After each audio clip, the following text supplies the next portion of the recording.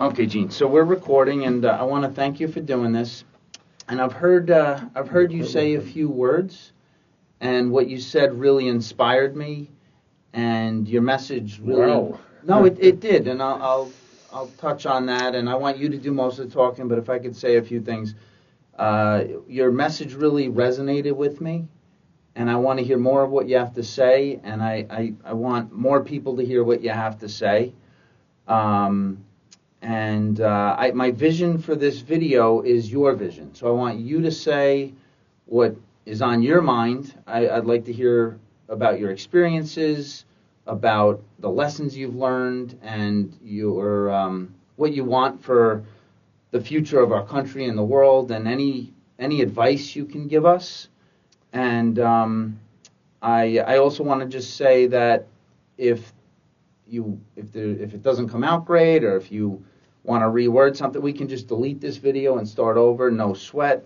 And what I'm going to do is I'm going to take this video, upload it to YouTube, and I'll create a link that you can share with people. So if there's anybody that you want to send it to, it'll be very easy to share. And yeah, so. Yeah, I think I told you this is accomplishing something with my kids, because they often have said, well, Dad, you ought to, record this and so on. They're right. And I tried a couple of times, but it didn't work. For example, I don't have a script. I just remember things. But I was a depression kid. I was never been off Long Island until I went to enlist. In any event, you want to hear some stories about World War II, you're going to hear them. Good. My name is Eugene Thomas Leavy. I was born on November 26, 1925, and I believe this is September 19th, 2024. Yep. And if you do the math, you'll see that in 2 months I'm going to be 99. But for right now, I'm still 98. I really welcome the opportunity to talk about this, because my impression, and I traveled the world a great deal when I was working for a living, is that foreigners know more about us and our war than a lot of the seniors that I talk to in high school once in a while. So I look forward to the opportunity. Rather quickly, I was born in Brooklyn, of course. Everybody was born in Brooklyn. But I was 3 or 4 years old, they tell me, when we moved out to the eastern edge of Jamaica, which is still in Queens County. But in my day, when we moved out, we were the last building on the block, and there were woods, and there was a farm, and a little in the distance was the Long Island Railroad's Holborn Yards, which in the middle of the night, when they make up the freights, made a lot of noise, but you kind of got used to it. But if you had visitors, they say, how do you stand it? Anyhow, get back to the war. My brother, we were mother and father and 4 children. I had 2 older brothers and a younger sister. The youngest of my brothers had enlisted early in 1941 in what was then called the Army Air Corps.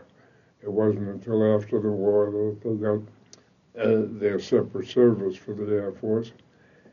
And maybe that had something to do when I graduated from Brooklyn Tech in the summer of 43.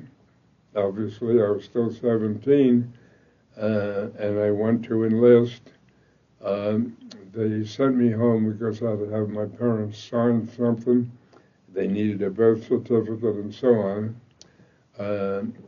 Found out when I asked the city of New York for a copy of my birth certificate that they were very sorry to say that mine and a number of others were burned in a fire that they had where they stored these records. But they did accept my baptismal certificate because it shows you your date of birth and the date of the baptism and so on. So, and that I had to use all my life. I never had a copy of the birth certificate. In any event, I did enlist. The Army accepts your enlistment, but you don't get assigned to a regular unit until your 18th birthday, and which is what happened to me. But in the meantime, when I had first gone down, you fill a lot of what we call Army Qual, the qualifications, and one must have been an IQ test. I didn't know that. But when I did report for duty, because now I was 18 and called in, I crossed the Hudson River, first time I was off Long Island, to Fort Dix, and the sergeant said, "I'm going to need to talk to you." I thought, oh, what did I do? I screwed up on something. But no, he said, I guess you did pretty good in the IQ test. And I don't know what the hell he was talking about, but he said the Army has an organization. It's called the ASTP, the Army Specialized Training Program. And what we do, we'll send you to college.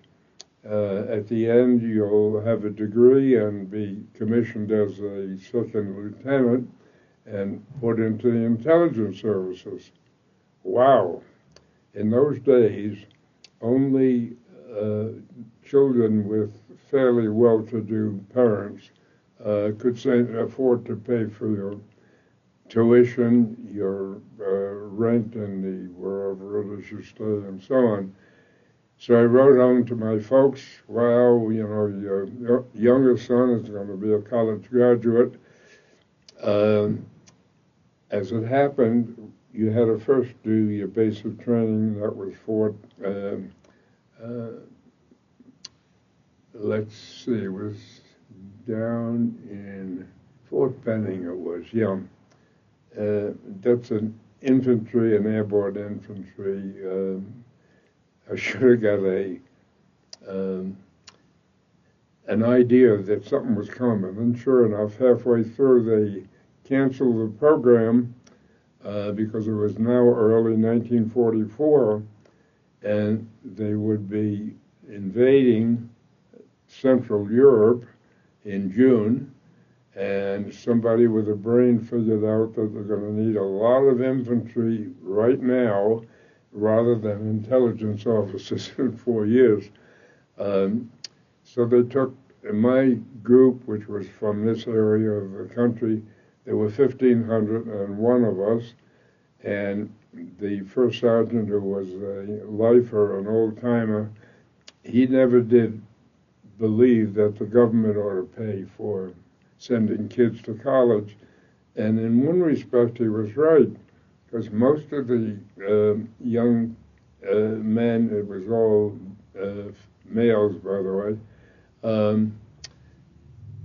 were already in their first year of college, meaning that obviously their parents were capable and willing to pay for their education, and now the government was going to come in and say, it's like what's happening today, no, we'll pay for it.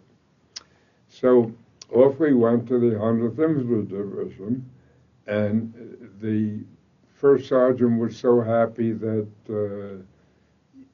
you couldn't be sad, because he said, you kids thought you're all going to be college graduates? Well, you're all cannon fodder, because you're all being sent to line companies at the 100th Division at Fort Bragg, North Carolina, and they're getting set to go overseas.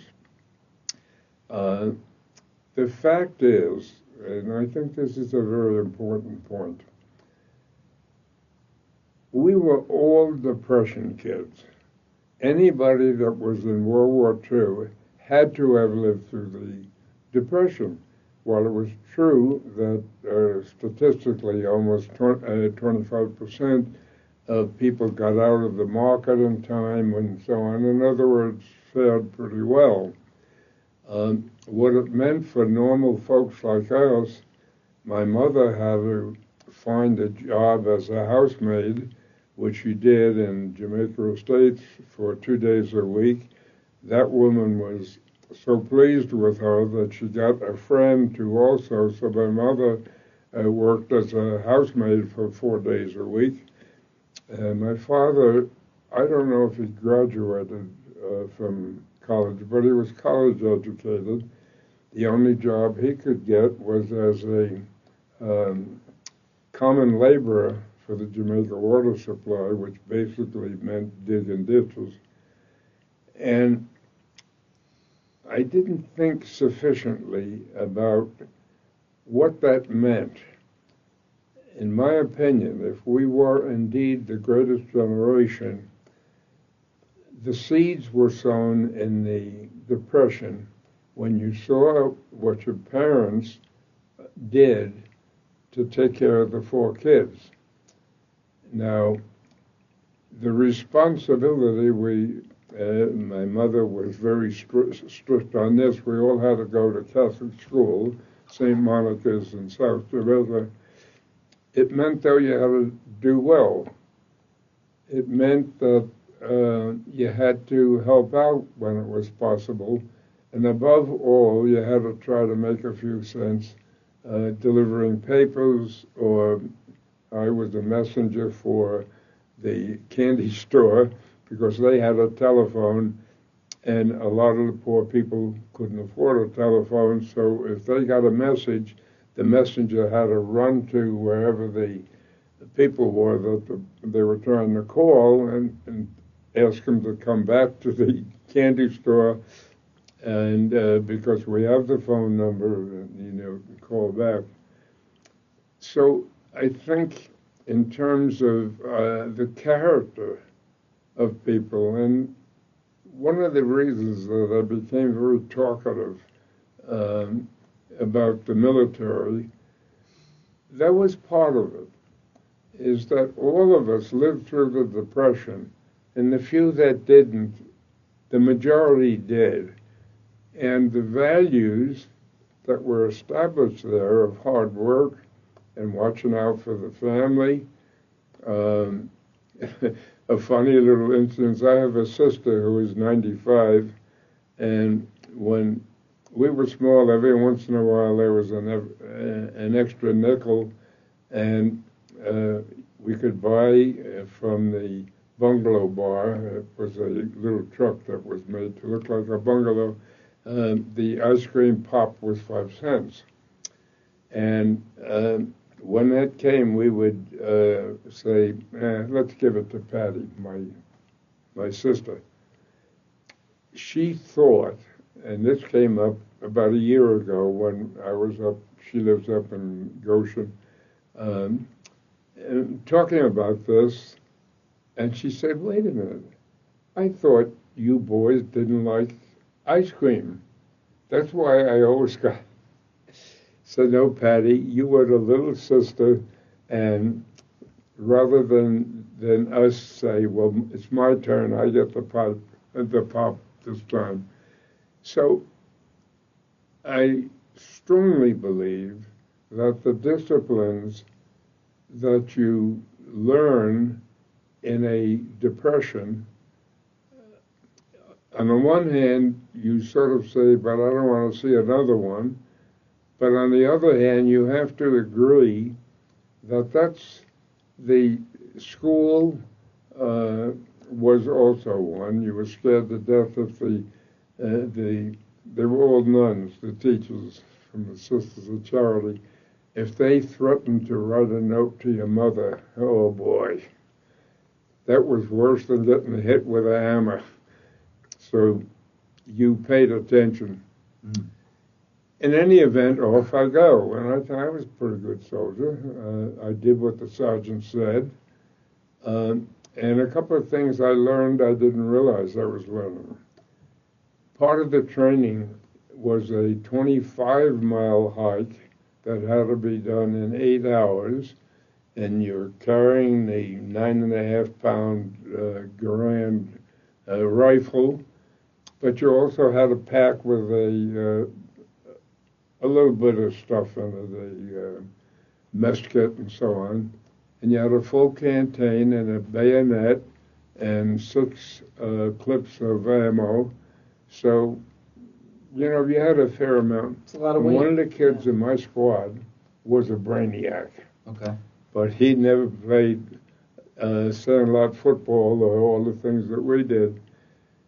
And what we did, okay, we're starting to march. One of the guys said, "Here, I'll carry your rifle, because that is a burden. It's heavier than you think it is." And after an hour, every hour you rested for 10 minutes and so on. He would ask, "Hey, one of you guys," and so one of us would pick up the rifle. As it got halfway in, one of the guys would take the patch but don't let the sergeant see what we're doing here. I was completely wrong. That's exactly what the sergeant hoped to instill. It's not an individual, it's the platoon.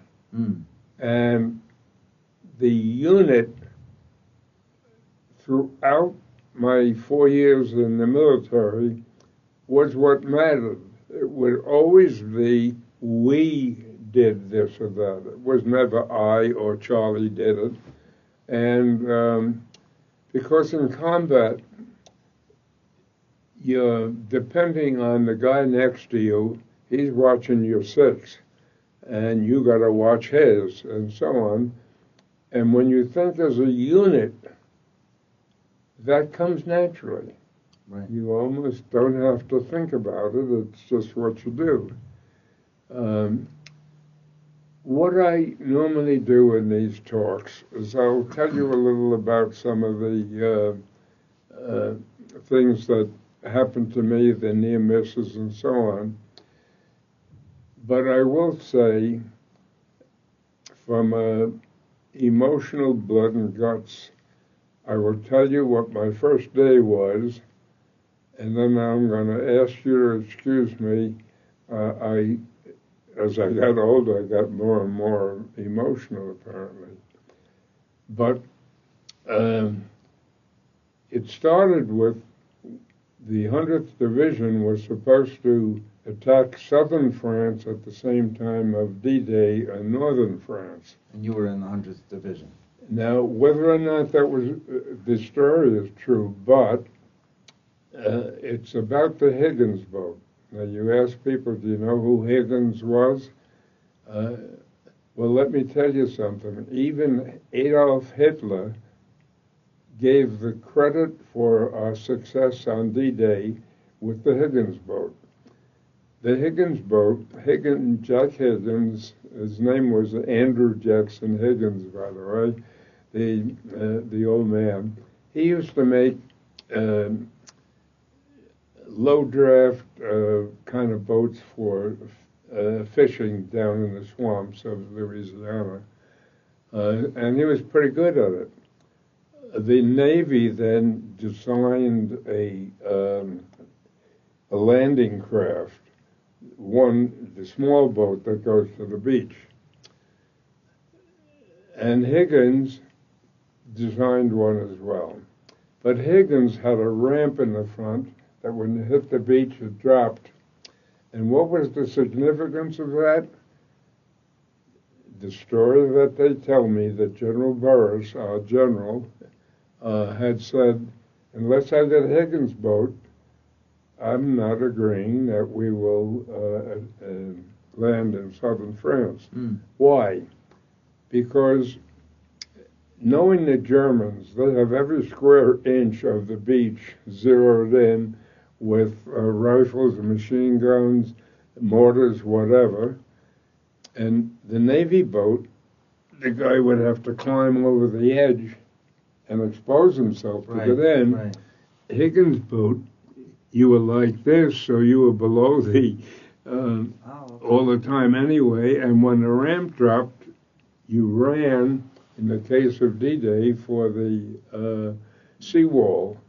Yeah. Now, I did not in combat land at Omaha Beach, but I've been to Omaha Beach. Okay. And when you see the water line to where the seawall is, you say, how did anybody survive? And we lost almost 3,000 people on that.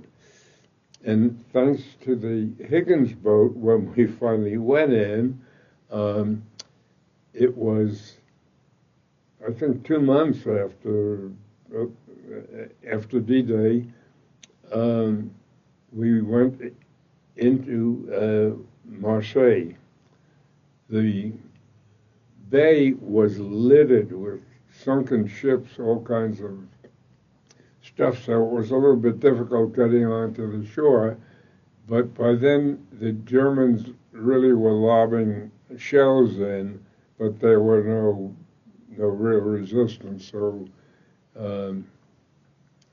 I think I have a guardian angel that looks down, because what terrible news. You're not going to college, you're going to be in the infantry. By the way, and most of us felt this way, a little tinge of adventure on the boat going over. Now I hit the first day. They bring us to some kind of an area, waiting for all the equipment to come ashore before we move up.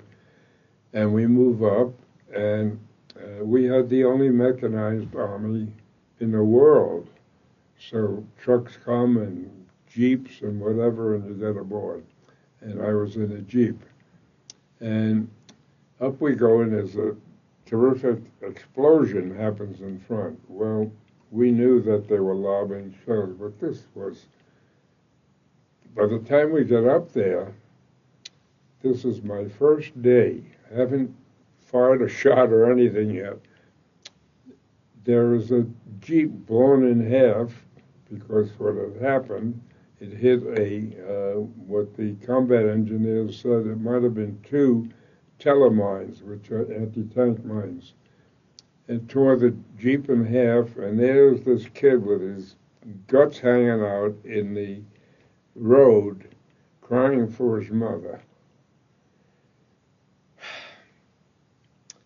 And I still can't tell the story without the emotion. So let me tell you a little about the things that happened.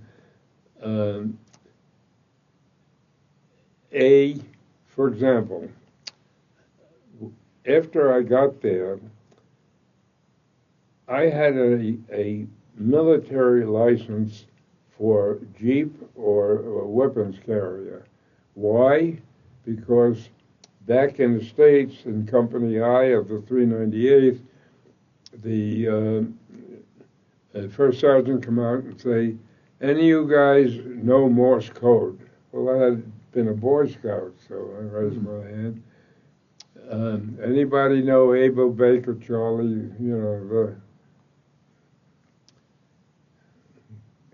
you, Leavy, come on. And I come in, what's doing? He said, we got word that they want in every company a backup in case the radio guy gets knocked out. And since you already know the code and so on, we're sending you over to the signal battalion till you learn the radio and so on. So they do that. And I report to the sergeant, and he said, go over and pick up one of those jeeps. And I said, wait a minute, I don't know how to drive a car. My family never had a car. I don't know. And he said, with some very salty language, you mean they sent you over here? They know that we use weapons carriers and jeeps to carry the radios and so on. Well, I said, don't holler at me, Sergeant. I did what I was told. They asked me if I knew Morse code and so on. I do. And they sent me over here and said, well, you're going to have to then learn how to drive on Saturdays and Sundays. Whatever. And that's what happened. And so I end up, I'm an infantryman, but I have a military license to drive the Jeep. Do you know why they call it a Jeep? Why they call it the Jeep? Yeah. I'm not sure. When you see the paper that the manufacturer comes out, there's a column that asks you usage or something, and it says general purpose. After a while, they just wrote GP. And some smart guy said, oh, you mean a GP? And before you know it, it was Jeep. Jeep. Okay. So that's pretty neat. now you have a bit of trivia General that you purpose, can use someplace. yeah. So anyhow, that's how come. Now I'm overseas and they say, we need a combat messenger. And I want you to know what that means is you had maps. How old were you at this point? I was just barely 18. I was 18 and in combat before my 19th birthday. Right, okay. So that's where I ended up doing, and this was peculiar, but the sort of a thing that happens, it's better than being in a foxhole, but also when you're driving a Jeep, you can't use a weapon. What are you going to do, let go of the wheel? Right, right. So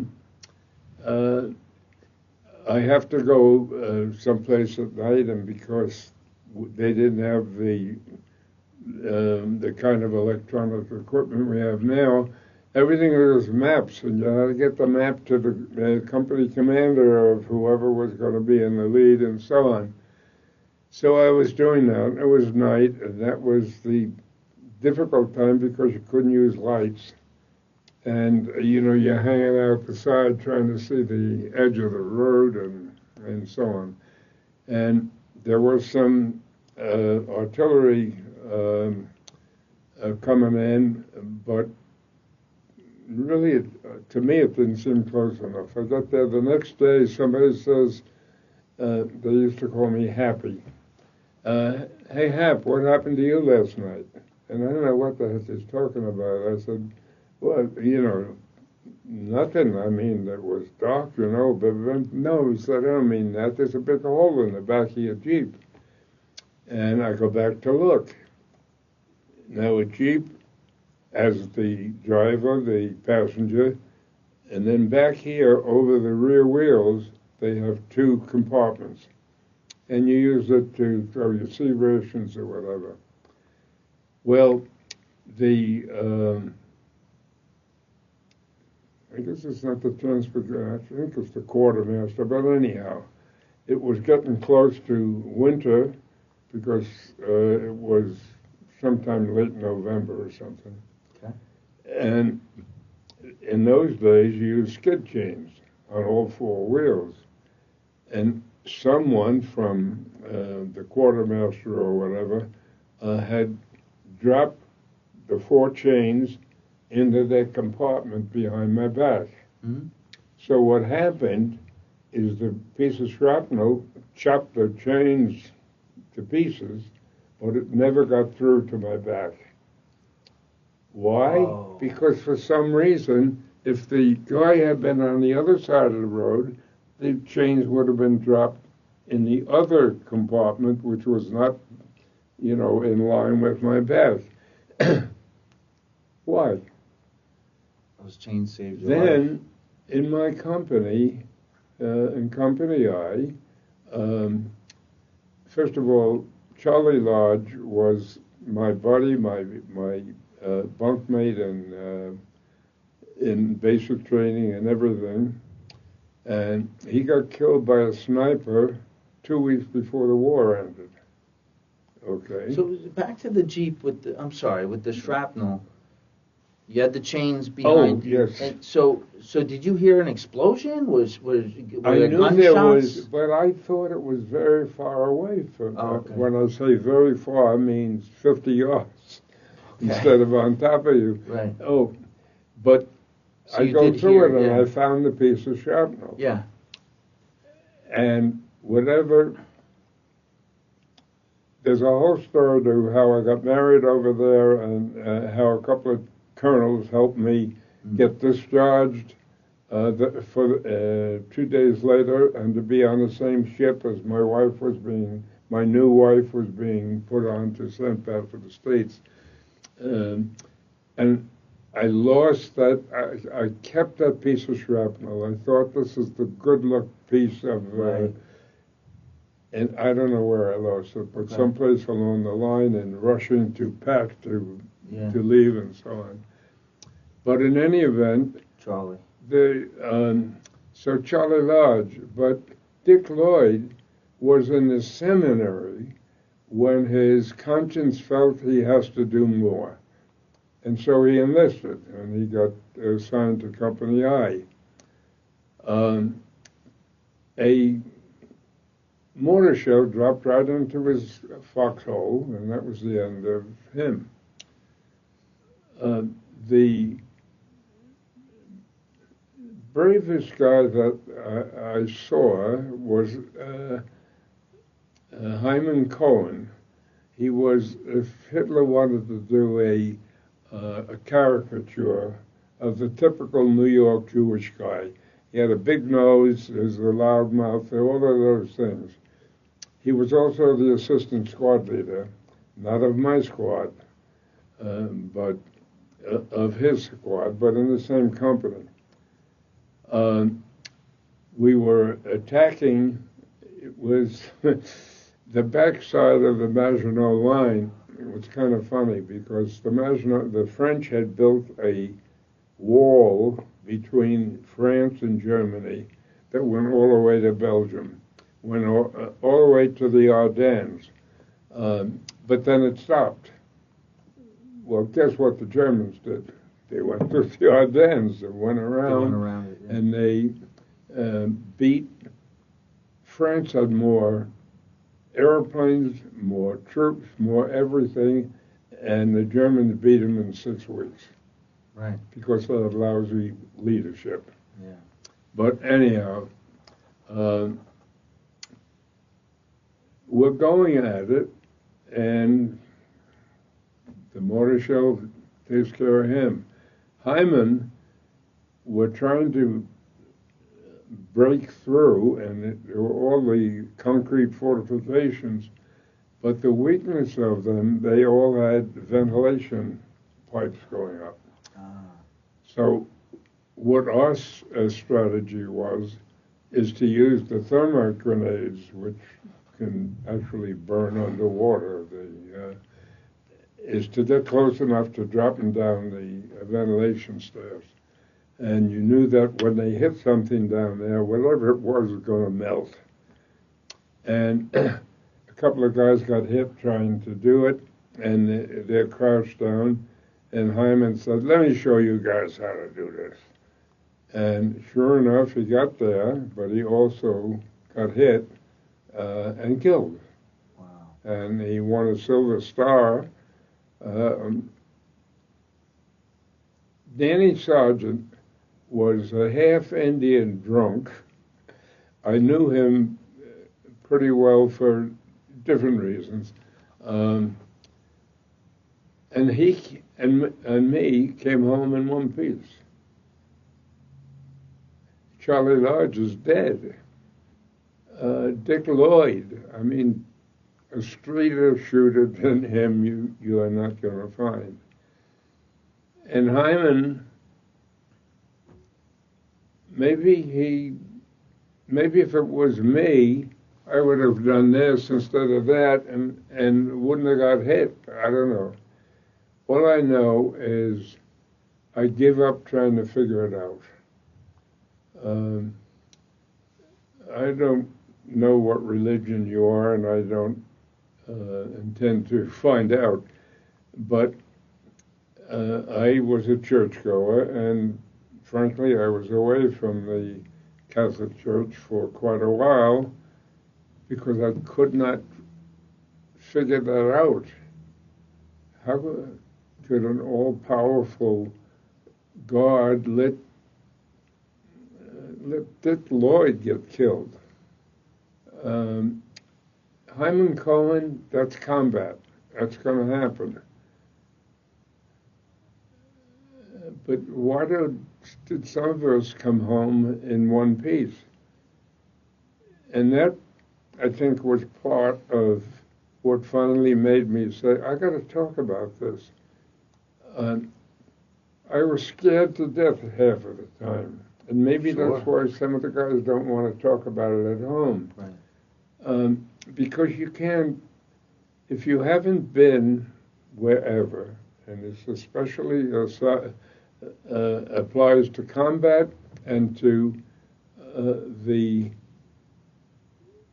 Dachau or any of the concentration camps, the smell or the sight, I can tell you, and you will calmly say, gee, that was terrible. But it's a shame to say that Dachau was the first one, by the way. One of my sources of information, because I'm very curious, I want to know why and how, was a kid, a young Jewish kid, that escaped being wiped out with the rest of his family in Auschwitz because the SS picked up the fact that he was learning to be a carpenter. And they figured, put him in a work camp. The work camp happened to be outside. You mean instead of killing him? What do you mean? Well, Auschwitz, they just eliminated. But so he was going to be killed, and they found out he's a carpenter, and then they put him. And so his mother, father, his two brothers, and his sister were put in the gas chamber and into the ovens. I mean, I just got to remember, Sergeant Porzio said, no one can guarantee you're going to stay alive, but the best chance you have is focus on what your mission is and try to eliminate these side thoughts, like the concentration camps. I think that kind of thing, and realizing that anybody that thinks that men don't cry has never been in combat. Yeah, we do. And I think there are exceptions. There are real honest-to-God heroes. And I think they all must be nuts because yet they do their job as best they can. But their idea, Hyman Cohen's idea of doing his job, was that he had to knock out this pillbox. And the only way to do it was to expose himself to run over and drop a thermite grenade down the ventilation shaft.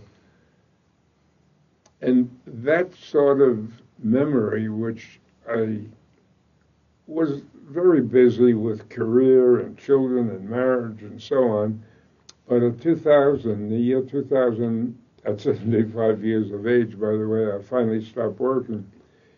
My job was implementing a military contract that applied to all of the countries overseas where we had major military installations.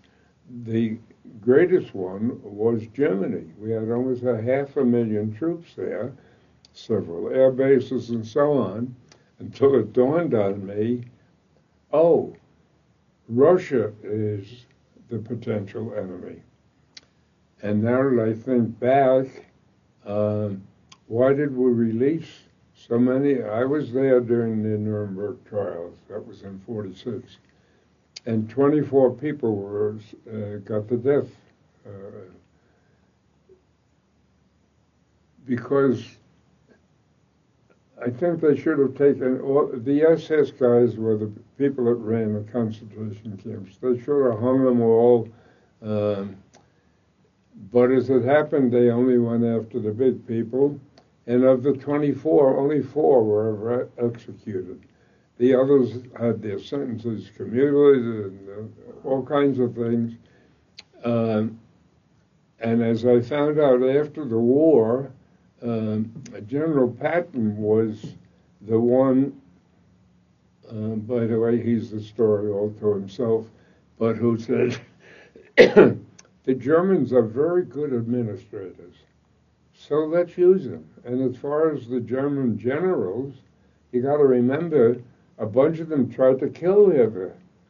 So, and they are absolutely sworn enemies to communism because they had their brand of dictatorship that has a bit of capitalism in it. And what for whatever reason, they were pretty loyal to America. What I found when I was up in Berlin with the 78th Infantry for a short time. That's when I met a lot of Russians. Would you like some water? Yes, I'll have a little. These fingers are, thank you. You're welcome. And don't squeeze it too much. Right. Thank you. Sure. But the Russians were allowed to have live ammunition, and we weren't. We had our weapons, but and they would get drunk, and the raping and so on went on, which I verified. It was true. They hadn't been paid in 4 years, and you couldn't use American money. You weren't allowed to, and German money was worthless. I would think. A popular comic picture was a guy, a German, pushing a wheelbarrow full of money to buy a loaf of bread.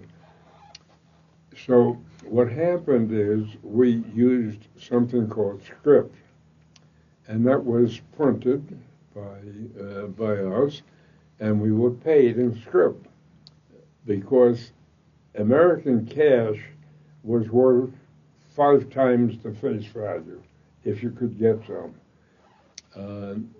That's another whole story. But the script we printed. Well, the Russians said, well, we don't have the plates to print. Let us use your plates. We said, oh, no, you can't.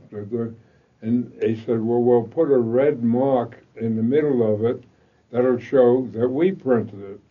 And we said, well, okay. Now comes maybe 2 years later, when Germany, after the Status of Forces Agreement was signed, decides that they're going to put out what they call the new mark, the Neue Mark, the new currency, but it will be easily identified as the new currency, not the old stuff. And they agreed to honor the old stuff, I forget how much, but let's say for $50,000 or something. And if you had more than that, throw it away. But the 50,000 that you got was the new money, and it was worth money. So the German shopkeepers are all running in, turning in their money to at least get the 50. And amongst them is all that currency with the little red dot on it.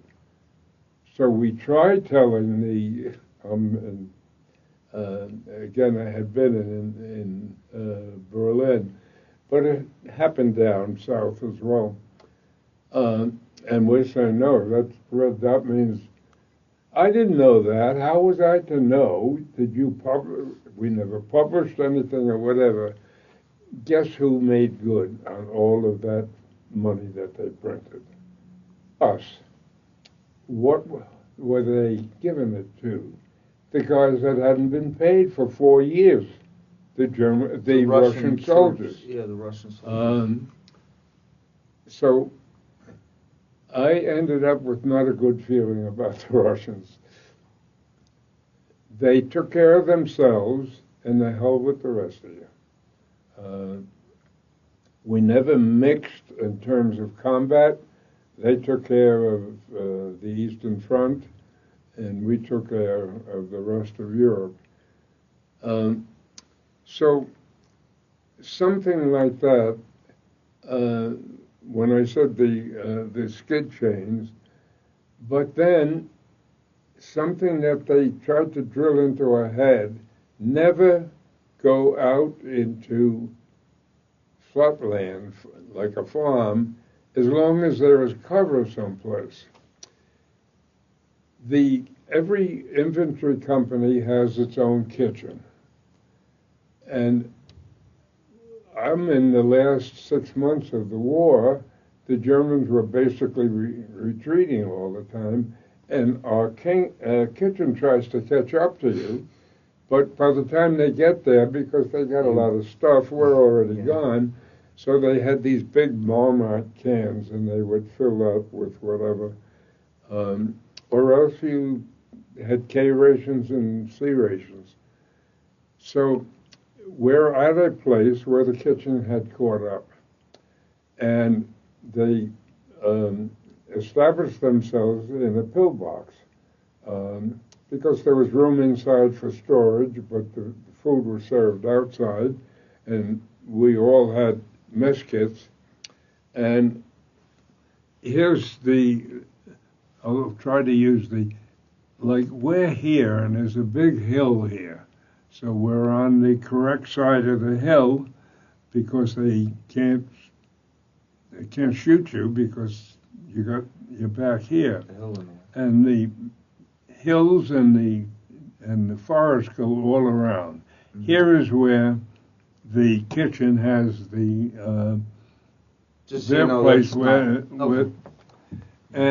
but this was a piece of farmland. Now it's a flat farm. It's open, wide open, and I'm too lazy to go around. The camera this way. Can't see this, Gene. Just so you know, I don't know if you, but I got you. In any event, it's a small farm that's open, but you can go around it and stay sheltered by the mountain and by the trees. But don't be me, it's quiet, there's no firing, and I run across the open field, no problem. I get my mess kit filled, and now I want to go back to where we were. And of course, down comes the rain of mortar shells. Oh, wow. Because mortars can shoot over the hill. So you have the flat farm area, the hill, and woods coming around over here, and they were here. Drop down, and you try to make yourself small. Small, yeah, sure. Needless to say, I did not tell Sergeant Porcio what I had done, because he had already told us never, if there was some cover that you could move in the cover. Mm-hmm. So, and I'm glad you made it. I didn't get hit. You remembered after that, I'm sure. Yeah, and I never did that again, for sure. But there were any number of things. I remember once, and it was delivering a message, and I pull up the Jeep, and there's, I think it was artillery fire. And I got a map case that I got to bring in to the captain, and it's over here. I go like that and pick it up, and right past me into the brick wall that was in front of me goes a piece of shrapnel. Suppose I had arrived 10 seconds earlier, I would have gotten and been here. It was things like that,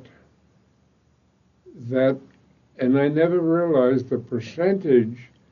I wear my combat infantry badge with pride, and I knew that like 16 million people had signed up at some time or other during the war. And I used to think like about 2 million of us were in combat, and we lost 400,000, mostly men, although there were a few nurses from the Pacific that also got killed. Now I read something that says it was closer to 1 million that were in combat, and we lost 400,000? That the odds of being alive are almost 50-50. Very close. Yet Danny Sargent and me come home without I should say barely a scratch, because you always hurt yourself some way or other. Sure. But if it wasn't from enemy fire, then it wasn't a wound that you. So that was my problem, my inability not to get emotional when we're talking about 18-year-old kids. They were the same kids that were landing at Omaha Beach. Yep. And as somebody said, you better get realistic. You took basic training. You know what they taught you? They taught you how to kill somebody before he kills you. Now, forget all the other shit. All the other stuff. That's basically what it's all about, and you better come to grips with it. And I guess you do. So there were a number of experiences like that. What I saw of our people, particularly, and I was never in the Pacific, but I was there on business in Vietnam and every place else for years. The Marines, the American Marines, are probably the best combat people in the world. You can talk all they want about the Japanese fought to their death and so on. The Marines are for guard country and the Corps. And I said, what does the infantry have? We don't have something that we can catch on to and have pride in and do the extra 5%. That's the difference between winning and losing. Because the other guys, the Germans, for example, had better tanks than we did. We just had more of them. They had better machine guns than we did, but we had more of them. Their people were better trained, I think, than ours, but we had so much more.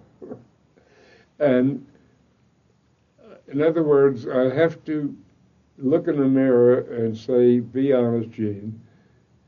If you really have to put your finger on what won the war, our ability to produce so many airplanes, so many tanks, so much ammunition, so many weapons, and so on, that we could overwhelm the other side. Now, after the war, I was in a field office of the American military government, and I got to talk to a lot of ex-German soldiers. And I learned, I could speak a little German, but that was down in the Schwäbisch part of Germany, and they speak with it's almost a different language. People up north, Germans, really can't understand. When somebody says, ich hab my Fußgänger what the heck was that? And he's saying, I dropped my 50-cent piece. But by speaking in an American speaking in their dialect, I became friends with everybody. But the chief sources of my information was the parish priest, because he told the story of who he followed. The pastor was an old-fashioned German who from the pulpit said how bad the Nazis were. And just one day he disappeared and was never seen again. And Father Hansa was taken in, and they very logically said, look, your job is with God and your people, not with politics. Because if you say, like, I forget what the old-timer's name was, negative about the Nazi Party. By the way, Nazi is the contraction of Nationalsozialistische Deutsches Arbeitspartei, NAZ, because socialism is not start with an S with us, it starts with a Z, it's socialism. So, and he told me about it, and he said that he knew that from a religious standpoint, he should concentrate just on religion and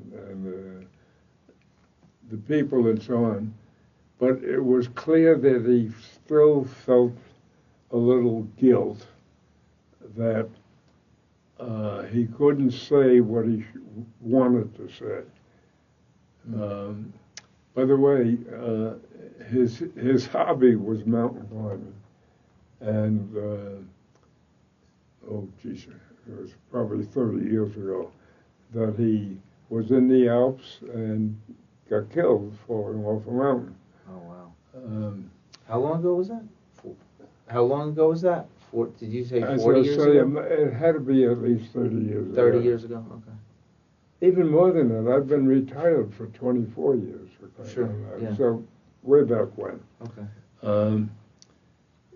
I'm going to guess it was around the early 1950s. So, I guess 75 years ago, right? There you go, okay. Wow. Whatever it is. Now, what did I learn from combat? First of all, I found you can do at 18 and 19 years of age things that you couldn't bring yourself to do as an adult. Now, I went over thinking that everybody in Germany is a Nazi, and so you kill everybody you can. And later, after the war, when I'm meeting these young people that were German soldiers, matter of fact, I met the girl that I eventually married, and had 60 wonderful years of marriage until she passed away here. Her brother, curiously enough, troops from the 100th Infantry are the ones that captured him. He had an interesting story because he was left behind as part of the rear guard, which was common, that you left a couple of snipers behind to slow down. And he said, I'm in this broken down barn, but I can see, and here come the Americans and the lead scout and so on. And he said, I'm saying to myself, I can kill that guy, and then they're going to come and kill me. This doesn't make sense. So he threw out his rifle and had a handkerchief or something that he waved, and he surrendered. And that was a lesson. This was right at the end of the war. It was the last couple of weeks of the war. The idiocy that none of us really, us young people, really understood what it was all about. This was like 1945, right? Yeah, it was in 1945. And he was a source, but he also was just, as a matter of fact, he was a year younger than me. So he was a 17-year-old kid, because they were drafting, Germans were drafting down to 16 years of age at the end of the war. Wow. But the idiocy of two kids trying to kill each other, for what? Right. The way the war ended up, Hitler had to kill himself. There's rumors that, no, he really survived. Bullshit. He did what you would expect to. He had been on up here, taking Paris and all the rest of it, and here he is nothing. He knows damn well he will go to the war crimes trial, and they're going to give him the death sentence. Peculiar, however, he insisted on marrying his mistress so that they would both commit suicide married. Weird. So you mean, in some ways, he thought that he didn't want to die with his mistress. It had to be his wife. So you begin to see that people think differently about a lot of things. So I have tried to get down to basics. What worries me this day is whether it was Father Hanser or my brother-in-law or whoever, because a lot of Germans were telling you stories that were self-serving, and you can't. But the mayor of the town, Dr. Baumgartner, was a straight shooter, an anti-Nazi. Herr Rexinger was a real socialist, but he was a peacenik.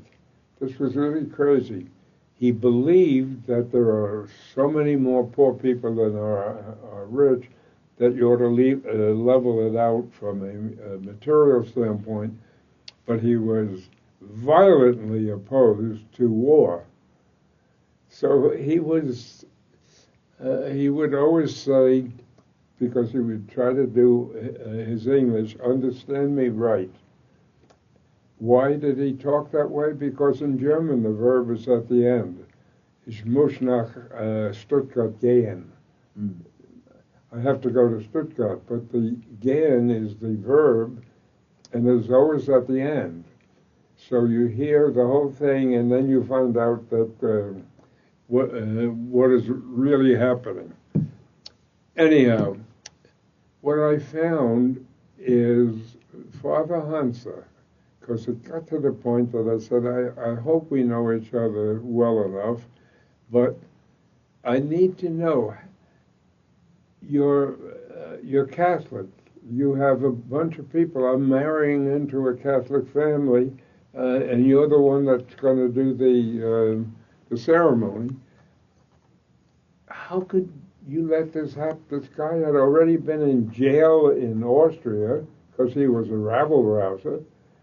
And he said, well, first of all, you got to understand the economic situation with America, France, and England demanding wartime reparations.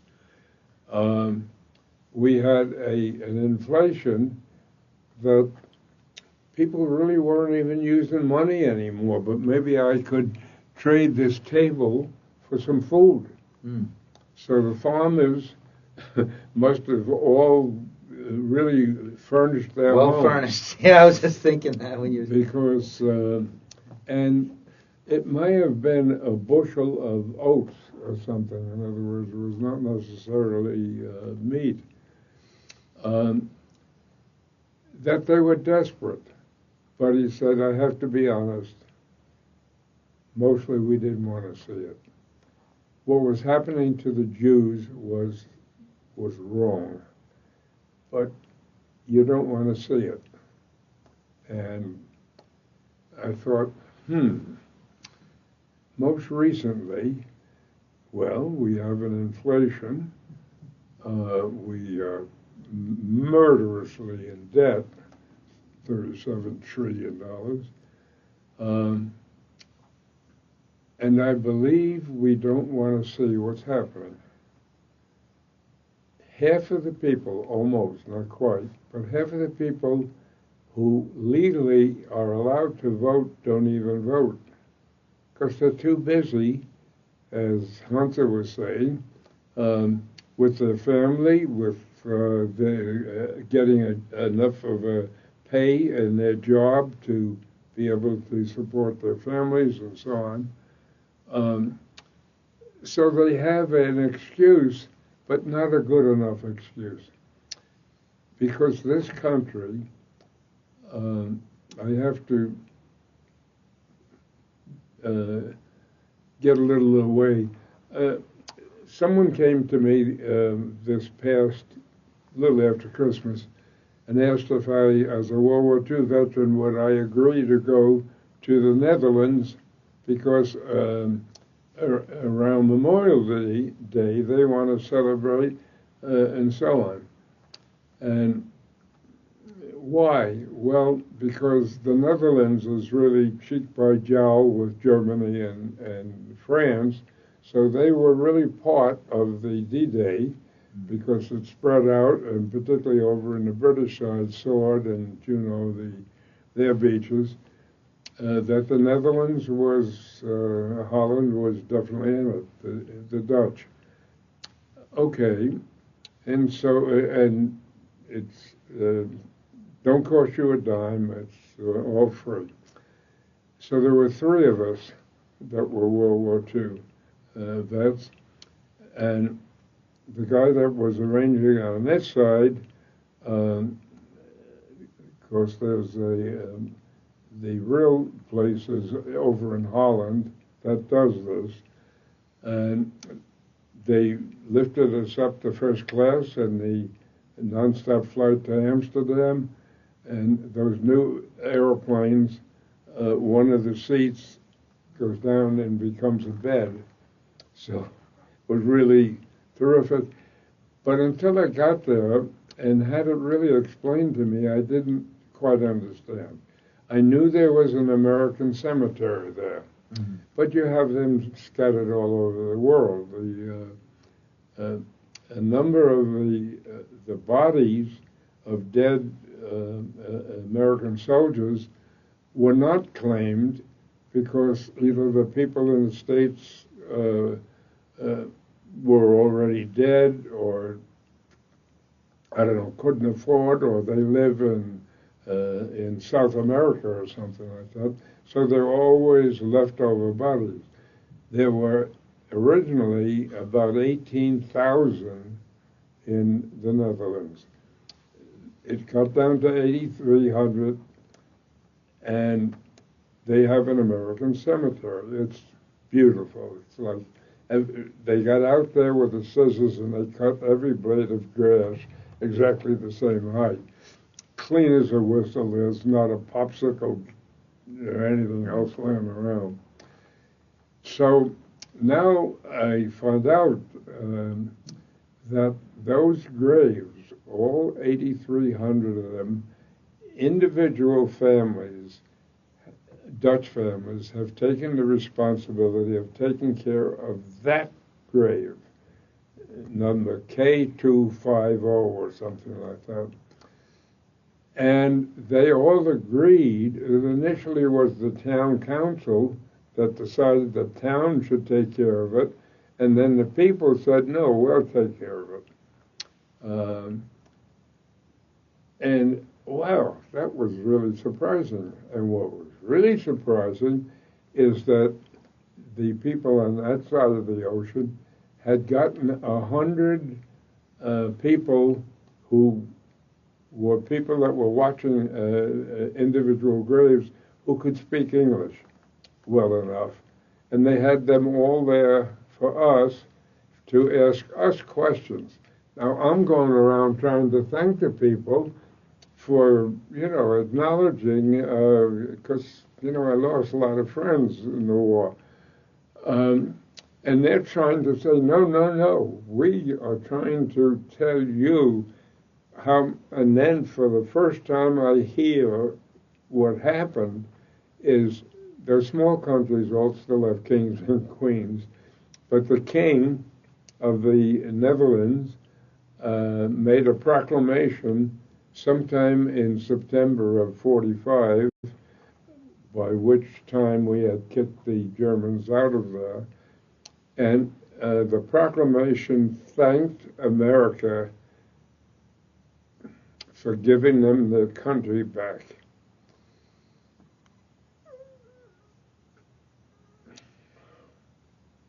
It's crazy. As I say, I get more emotional. I'm glad you got to see that. That's amazing that you went over there. These people saying thank you, they're saying thank you for the friends that are lost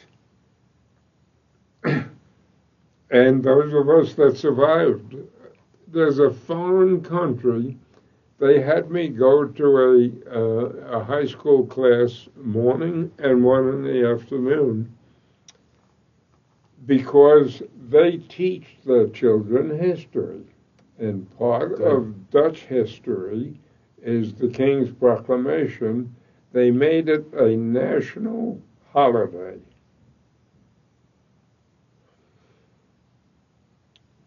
So many memories come flooding back, and maybe that's why I don't want to use the script, because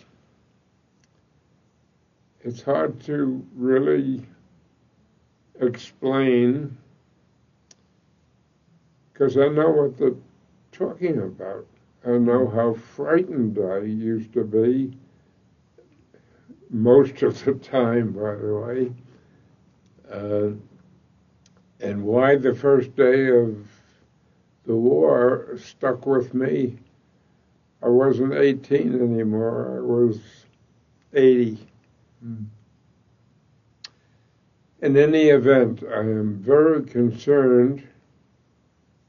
I ask high school kids here, and you're lucky if they know what century World War II was in.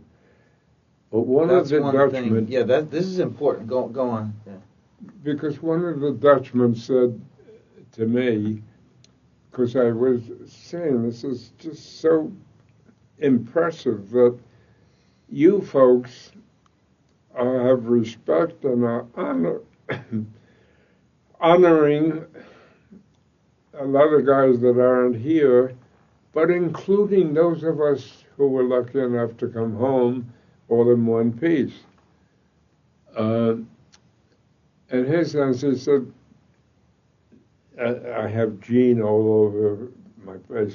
They know I'm Gene. He said, Gene, look, small countries like the Netherlands or Belgium or Norway, which may be big in size but is a small country, we can't stand up against a Germany or a Russia or a China or even a Italy. There was one country in the whole world that was strong enough, big enough, had the production capability and the values that we could turn to, and that was America. And you came over here at the cost of so many lives, and when the war was over, you packed your bags and you went home. You didn't ask for reparations or payment or something. You went home.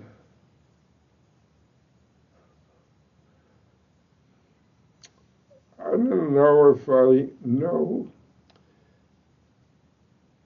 how important that comment was, because he said there are still a lot of us in this country that have the same values, and to see it not here but overseas.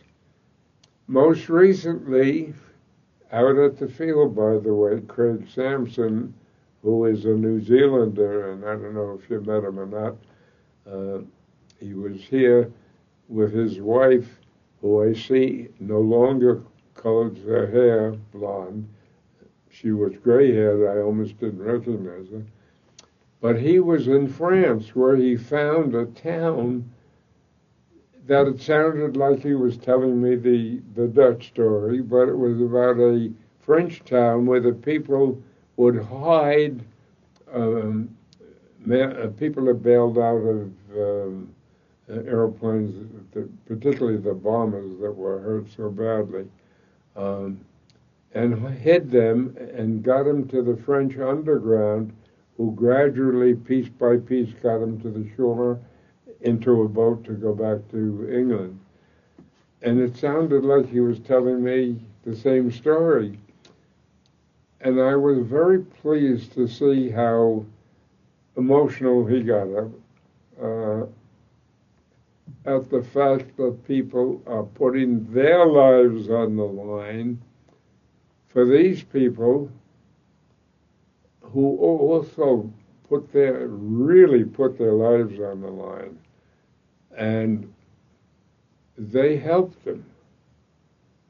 It's because I'm sure he has found the same thing.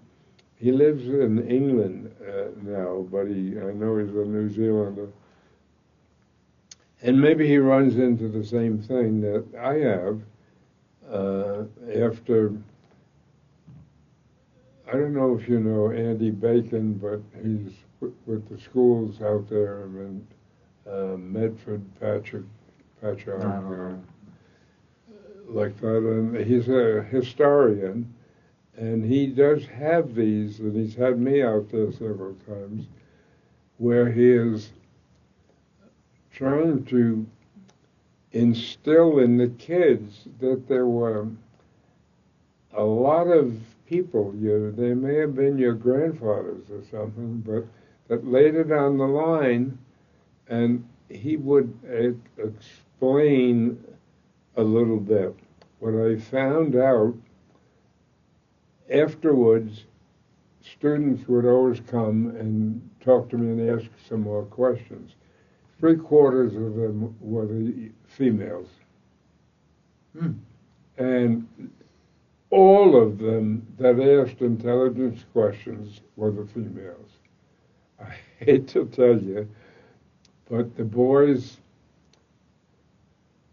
I don't know, they just don't get it. School age?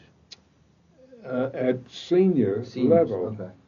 They're talking about the car their parents are going to get them when they graduate, Right. if they haven't got a car already.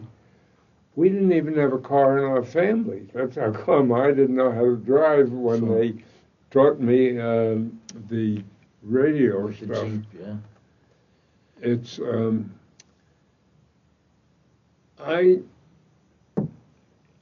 can now say patriotism without being embarrassed by it, because there came a time here, and I think when I had the time my wife was passed, I live alone and still do, where I was beginning to put the pieces together. I had it in the back of my mind that I knew the things that Father Hansa had said,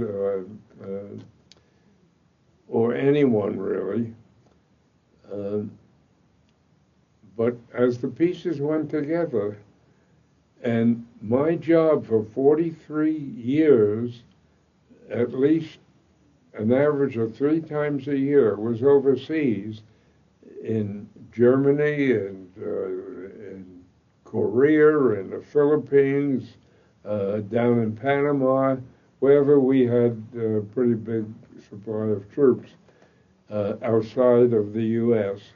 An exception was Guam. It was still a possession, but for whatever reason, we had an office there as well, where you talk to enough people and you find out, number one, we're not that different from each other when you get down to the core values. Most of them, the family comes first. Very few of them think in terms of, like the Marines, God, country, and the Corps.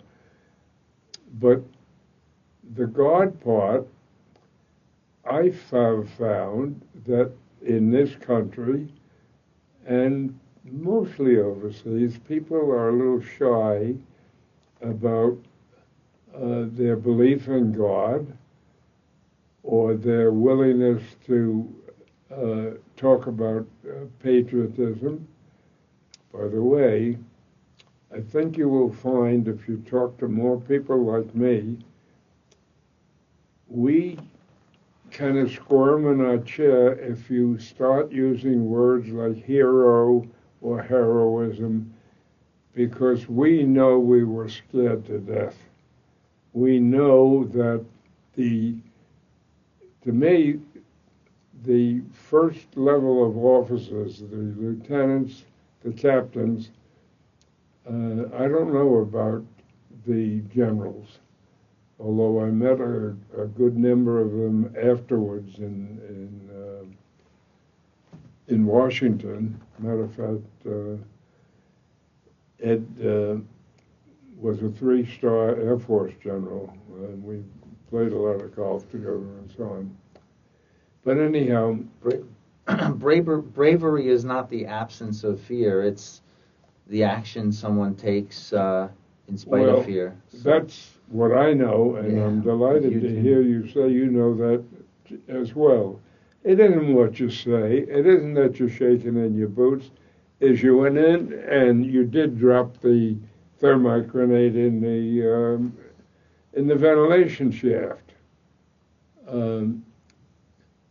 It was a blessing. I mean, sometimes we had screw-ups. This country has screw-ups. We as people have screw-ups and so on.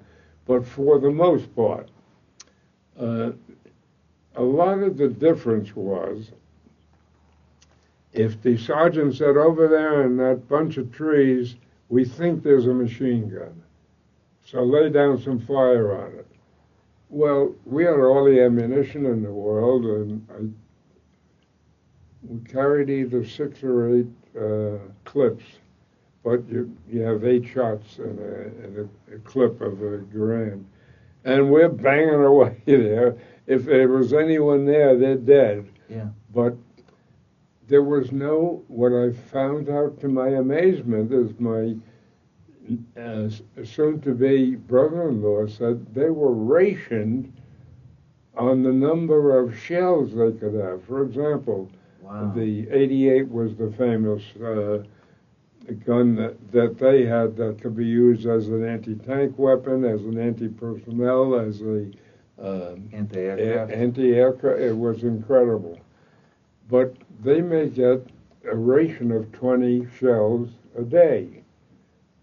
And if you were exposed, and because that's what brought it up, I said, how come I got a medal on one run but when I went there nobody bothered me, and I know the Germans could see the Jeep, and my soon-to-be brother-in-law said, when we saw a Jeep, an American Jeep, if it had 2 people in it, the guy on the right seat had to be an officer. Well, it didn't have to be, but often they were right. And if a guy's alone, he's probably a messenger. And I said, you understand that was me? And he said, yeah. And I'm sure people tried to kill you. And that was their job. But again, you could pour it out. In my case, I got back, and the captain said, I'm sorry to tell you to do this, but it changed, and you got to bring another map and tell the captain to tear that other one up. So I did, and wow, it was raining artillery shells. I had to run out of the Jeep and take cover. In any event, what happened to the Jeep? Go on, yeah, just finish. Yeah. I got the map to the captain, but this is strange. How come I went in a day and nothing happened, and they gave me a medal for almost getting killed the second time I had to go? And that's when I learned that maybe they hadn't gotten their ration of shells yet in the morning when you went, but they had them when you went in the evening, and so they let go at you because that's when he told me the story. If we see a Jeep, it's either got an officer in it or it's a messenger. Mm. And they were exactly right. You didn't say, I'm going to take a ride. So when you got back in the Jeep and it started? Like it yeah, wasn't because destroyed? Okay. If anything hit the Jeep, it was certainly not enough. But the reason I left the Jeep is, fortunately, I was correct. That's what they were shooting at. Yeah. And I was able to get into a ditch, which, the way a shell explodes, it goes outwards, but slightly up. But if you're within 10 or 15 yards of one, it's going to get you. If you're 50 yards away, if you're lucky enough, the pieces of shrapnel, which are, by the way, I assume you would know that they're red hot. When you shoot a bullet, what is happening, it's burning so fast, but it's held by the barrel, so it spits the shell out, the bullet out. And the artillery shell, which reminds me of something else. When I saw the first tank that had been taken out, there's a hole about that big and black all over. It's then when I learned what that type of shell is that focuses everything on the front. And it's the heat literally melts a hole in the side of the thing. And what happens to the guys inside? Yeah. You know what happens to them. It's molten metal flying around. Yeah. It's then that you got to realize what war, that kind of war is all about. And it's only as you get older, you're thinking that, I don't know, maybe that guy is married and has 2 kids.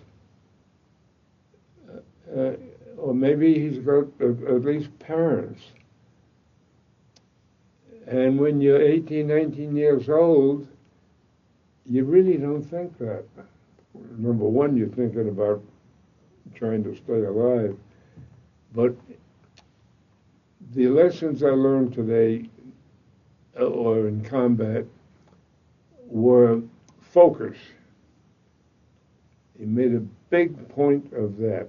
Focus on whatever your target is, and if we gave you the target, that gun that's located up there, that's what you're focused on.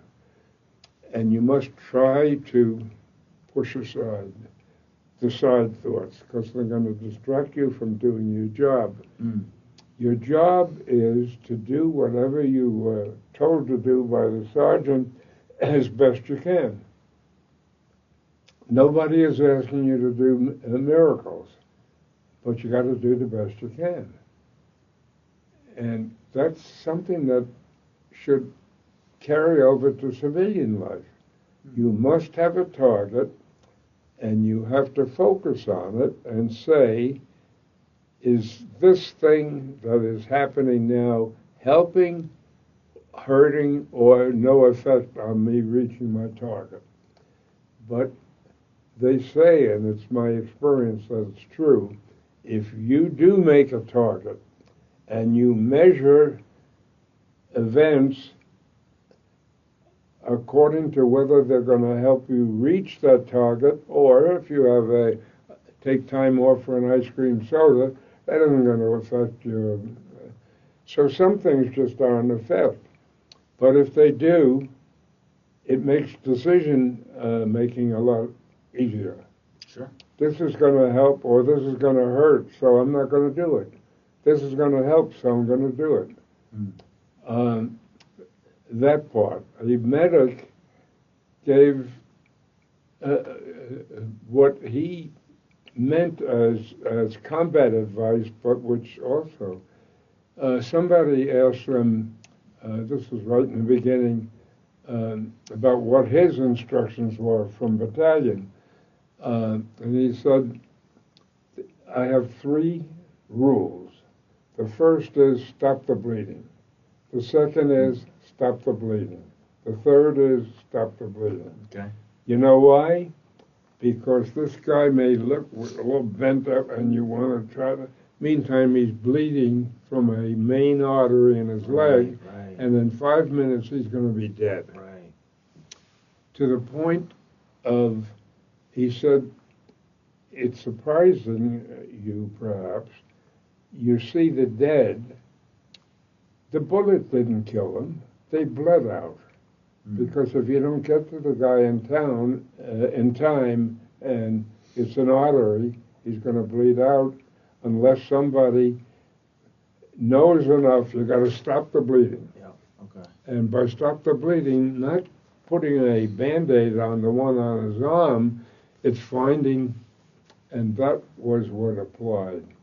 So if you and I have an argument, we may make up and shake hands, but if we don't go down to the base of what is making the argument, there's no guarantee we're going to resolve it. Right. But any chance of permanently resolving it is, it could be religion, or it could be restaurants, or it could be something or other, and you got to stop the bleeding first, and the bleeding comes from whatever could be bothering us, deep down.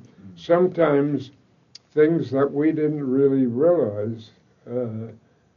Gee, that's right. That does bother me a lot when this guy, boom. I have built a tremendous bias toward the military in general. The guys, and I think it's in that paper that I gave you, the guys that trained us were regular Army guys. They weren't draft. There was no draft years before the war. Right. So when somebody throws one of these, the guy probably couldn't find a job. That's why he's in the Army. It's possible that's true.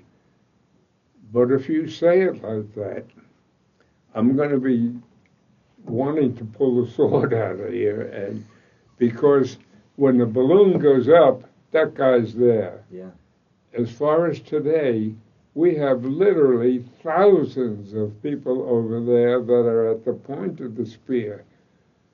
And I don't think they get enough credit or respect for the fact, if the balloon goes up, those are the guys that are going to pay for it. The guy that's at the point of the spear. And so that's one of many things that I don't want to hear bad news about the military. I don't give you. If the guy has 3 wives and this and that and the other thing, I may not think very much of it from a value standpoint. But if this guy goes when the balloon goes up, I'm sorry, everything else is second. Yeah. I don't know. I guess it's as simple as that. Yeah. I think one thing, I mean, you've touched on a lot, and I feel like there's a lot of people that really know what happened. They've studied it. They've read up on it. Their parents were involved, but some people today think like this was like, I don't know, thousands of years ago, where it was less. I'm 44 years old. This was less than 80 years ago. World War II was happening. You were in it. It was happening. Adolf Hitler was on the planet, and both my parents were. My mother. You just said something important. Yeah, go ahead. And I hope it's written down there. Things haven't changed. We changed the players. There's not a Hitler anymore. There's a Chinaman, whatever his name is, and so on. But the same The only thing that's wacky is Germany and Japan were our enemies. They're our friends now. But everything is the same. We have dictatorships all over. We're scared to death that the balloon is going to go up. And I tell you, I think we probably deserved the greatest generation. But I blame a lot of it on the fact we lived during a depression where the expectation was so small that when you were told you're not going to college, you're going to be in the infantry, you didn't like it, but okay, you play the cards that were dealt to you. Gratitude's huge. I mean, it's perspective. I think this playing your cards that were dealt to you, I don't know where I first heard that, but it was a long time ago. When you see TV today and these guys are coming home without arms and legs and God knows what else, and all they can do is play the cards that were dealt to them. They've got to do the best they can. If you can get an artificial leg, you get an artificial leg. And you see guys that have done that and are living positive, worthwhile, which is another thing that I feel people ask, why do you stay busy? Because I want my life to be worthwhile. I'm taking up space on this crowded continent and breathing the air and so on. And I think I have an obligation. I came home in one piece, so from 1945 on, I've enjoyed all of the good things that freedom and opportunities and so on offers people in this country, and makes you understand why people come all the way from God knows where to get into this country. It has always been the shining city on the hill, and it still is till this day. It is. And if you travel into other countries as much as I have for 43 years, you realize there must be something special about this country. And there is. And the thing that I hope that somehow we get across is we can have another greatest generation right now. Matter of fact, maybe we have more of a need for it now than in my day. And it's just that you don't have to have a rifle to be part of the greatest generation. If people will just look at what reality is,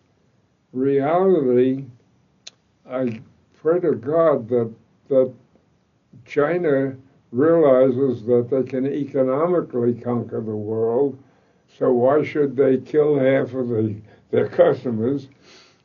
But I don't trust the Russians. I think that they're a century back, and I think with what's going on in the Ukraine, they're proving that that's the way they see war, as you kill more guys than they kill of yours.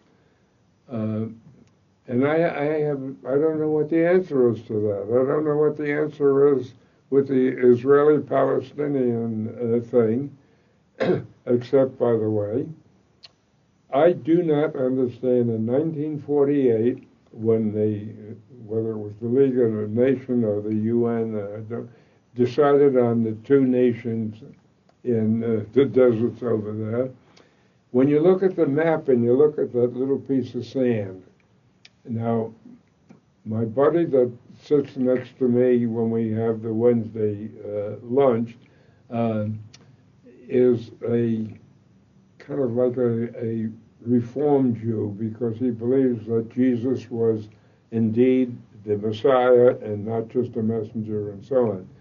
But I said, Gary, the Jews have to realize that you are an aggressive, well-educated, wanting to move forward in your nature. And in case you think that that I'm preaching to the expert already, what do you think our country did in the beginning? They told Polish immigrants, go into the woods. If you knock down the trees and have a farm within 5 years, you own the property. That's the only way they could conceive of how they can expand into this thousands of miles of wilderness between the East Coast and the West Coast. Why? Because they were expansionists too. How in the world could anybody look at that map and look at the little strip that was going to be Israel and not understand these people are expansionists? I'm not saying that's a bad thing. That's what we did here. But if you didn't stop the bleeding by going down and finding the religious thing, first of all, both the Islamics and the Jews think have been told by Scripture that Jerusalem is their home. Maybe that's where it's bleeding. I don't know, but if the Jews do not look at the reality that your nature is that people should be trained, should be educated. Your nature is to push the balloon and see how far you can. And by the way, I think that is what's happening. The fact that nothing maybe has personally impacted you, and it hasn't me, except that the entire restaurant business seems to have been taken over by the Latinos, but they're in there working, and God bless you, that's what the country was built on. But the gangs that are coming in here, the amount of drugs, the 100,000 or whatever it is, young people that die of overdoses and so on. And we're sitting here sucking our thumb and doing nothing about it. I say that they must have a plan that I don't understand, and it must be that as dictators have found out, the most efficient way of running something is to have a dictator, and if he happens to be a general and he's in the military, but to go through Congress and so on. Winston Churchill is famous for a lot of things he said, but one is that America has the worst political system in the world except for all the others. and that was so typical of his other one is keep calm and carry on. You can count on the Americans doing the right thing after they do all the wrong things. He had things that he was a one of a kind, there's no question. Yeah. But again, how do you build a greater generation? It starts with education. How could we have allowed, I understand there's so much new that has to be learned. Are there enough hours in the day? But, for example, a normal American in my day, infantry division, has a little over 14,000 people in it. Why? Because they have attached to it an artillery battalion, a medical battalion, a signal battalion, and so on. And the number of actual people that shoot is only a fraction of the whole. But I never heard of a division that was fully staffed. We had about 12,000. So you got 2,000 empty spots. You know what happens? You close ranks. So the people in the SSS now, the security people, let's say, were short-staffed. My opinion and other military people, ex-military people I've spoken to agree, you have leadership. What do you think, we always were fully staffed in the Marines and every place else? No. You close ranks and you're going to have to work a little harder, or you're going to have to put a couple of less hours of sleep or something, but you close ranks and you cover the open part. And for the record, you still complain we're short of people and so on, but leadership sees to it that I don't care how short you are, we'll figure some way to cover it. And my experience, and I can only talk from my experience, that's exactly what happens, because my platoon was never full. We always were looking for people. We had one guy that was taken, he was a staff sergeant from the Army at the before it was a separate service. It was the Army Air Corps, and that's where he came from. He didn't even know how to use the rifle, much less has he had any practice on it. By the way, I am a sharpshooter. I had never held a rifle before, but the M1, talking to ex-German soldiers, would say they had the best machine guns, but we had the best rifles. Everybody else in the world was using bolt action, and we had bang, bang, bang, bang, bang, a semi-automatic, and an accurate one. Although for sniping, they used the Springfield 03 as a piece of minutia that you can spring on somebody. What that means, that the Springfield Armory in 1903 is who designed this rifle. It was considered to be more accurate, couldn't prove it by me, than the Garand. However, the Garand could get off 8 shots. There are a lot of stories you hear, and one was when you fired a Garand, when the 8th shot went off, it went ping as it threw away the last shell, plus the container that held the clip. And that the Germans or the Japanese would wait until they heard the clip. And I say, I know you're telling me something that you were never in a firefight. Right. Because if you were, the screaming, the hollering, the banging away and so on, you don't hear the ping. The little noise, yeah. And if you hear a ping, there are 8 other guys that are still shooting. What good does it do? Right, right. So there are a number of stories like that I don't know, maybe Hollywood made them up or whatever. That's another thing. Hollywood, the wounds all appear to be only that the guy has to wear a sling. And his uniform is perfectly clean and so on. Right, right. And ain't the way it is. Sure. And yet, I know that there are times when a shooting war is needed. I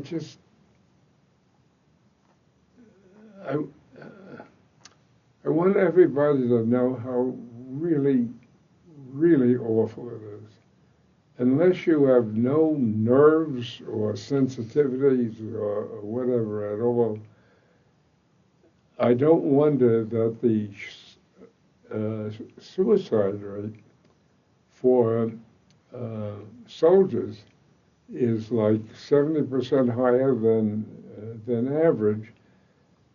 Because I don't know how I tapered off because I could I still had time on my enlistment. I could speak a little German, and so they put me in the American military government, where there was still the rumors that at night Germans would come down and try to kill you and so on, but you tape it off. I don't know how a guy goes from almost getting killed, seeing his friends killed, killing other people, and 48 hours later he's been flown home, and you're going to help your kid with his homework? And they seem puzzled when what is required, you better recognize that you have to find a way to bring somebody down off the emotional live or die for I don't know how many, but for months. That now you're supposed to come home and live an ordinary life. One of the guys that is a family friend, because a friend of my son's first, was a mud marine in Vietnam, and he was good at what he did. But when I told him about this, he said, you know, when I first got home, I used to get into bar fights and so on like crazy. Wow. And yeah, I'm sure. saying, A lot of anger. it's why. It really wasn't your fault. I know what you did. Yeah. And you know what you did. And you think there's a switch, you just Right. turn it off. Right. And the answer is yes, some guys can. And your sergeant will tell you, you got to try to put that stuff out of your mind. And I feel that I was married overseas, by the way. Mm-hmm. My mother was half Polish. Her father was a Keating, which is either Ireland or England or Scotland or something like that. But she was a devout Catholic, and all she wanted to know about this girl I was marrying, what religion is she? And as it happened, she was a Catholic family, and so thus it was okay. Oh, the things that people, I mean, for her, she, by the way, lived to be 100. And I'm sure my sister and I have the genes. I have a brother that he was in the 8th Air Force and stationed in England. By the way, he married an English, I guess she was an air raid warden or something like that. And she, the English war bride, and me with the German war bride, came to live in the same one-bathroom house as my parents did here in Hollis. But we sat down for dinner, and we were all sitting at the big table. And when it was finished, my mother starts to take the dishes away, and my German wife jumps up, and she's helping. That's all she needed with my mother, to help her with the dishes and help wash and dry the dishes. That she was okay. Mm-hmm. The English girl sat there, as she should have, as a guest, and it took her a long time for my mother to figure that Linda was okay to marry her son, one of her sons. But the crazy things that you run into life that turn out to be so, for that situation to be important. But in the big picture, totally unimportant. Mm. What is important right now, I believe, is for the people, for all of us, and I try to say it, part of being part of the new greatest generation, you don't have to fire, or you don't have to send a check. Maybe it's just being good to your brothers and sisters, or being doing your homework, or being good to somebody that needs help. And by studying who you're going to vote for, never mind what party, what does he represent? The problem now is I don't know if I trust any of them. They basically have a job that pays them very well. They all end up rich. That they've made a career out of politics. Well, the founders, you did, first of all, you didn't get paid to be a congressman, and you did it out of patriotism. And you had to leave your farm to be taken care of by your family or whatever, because most of them were farmers. And it was a long time before they even paid for your traveling expenses. They didn't have jets and so on, as you know. You went by horse and wagon. But if you had to rent the horse and wagon, that cost money. And so they finally woke up to the fact that the Congress makes any of the money rules, including what they are paid. And all of a sudden their pay got up to, I think it's $173,000 a year now, but that's base. Then you get paid for doing speeches and for all kinds, and you get the whisper, the stock on so-and-so is going to go in the tank. If you have any, sell it. Or the opposite is going to rise buy it. And it's sort of, somebody asked me once about the cops. And I said, you know what? First of all, the cop walked the beat. And he was in charge. If he saw you at 5 after 10 still in the street, he told you in no uncertain terms to get home.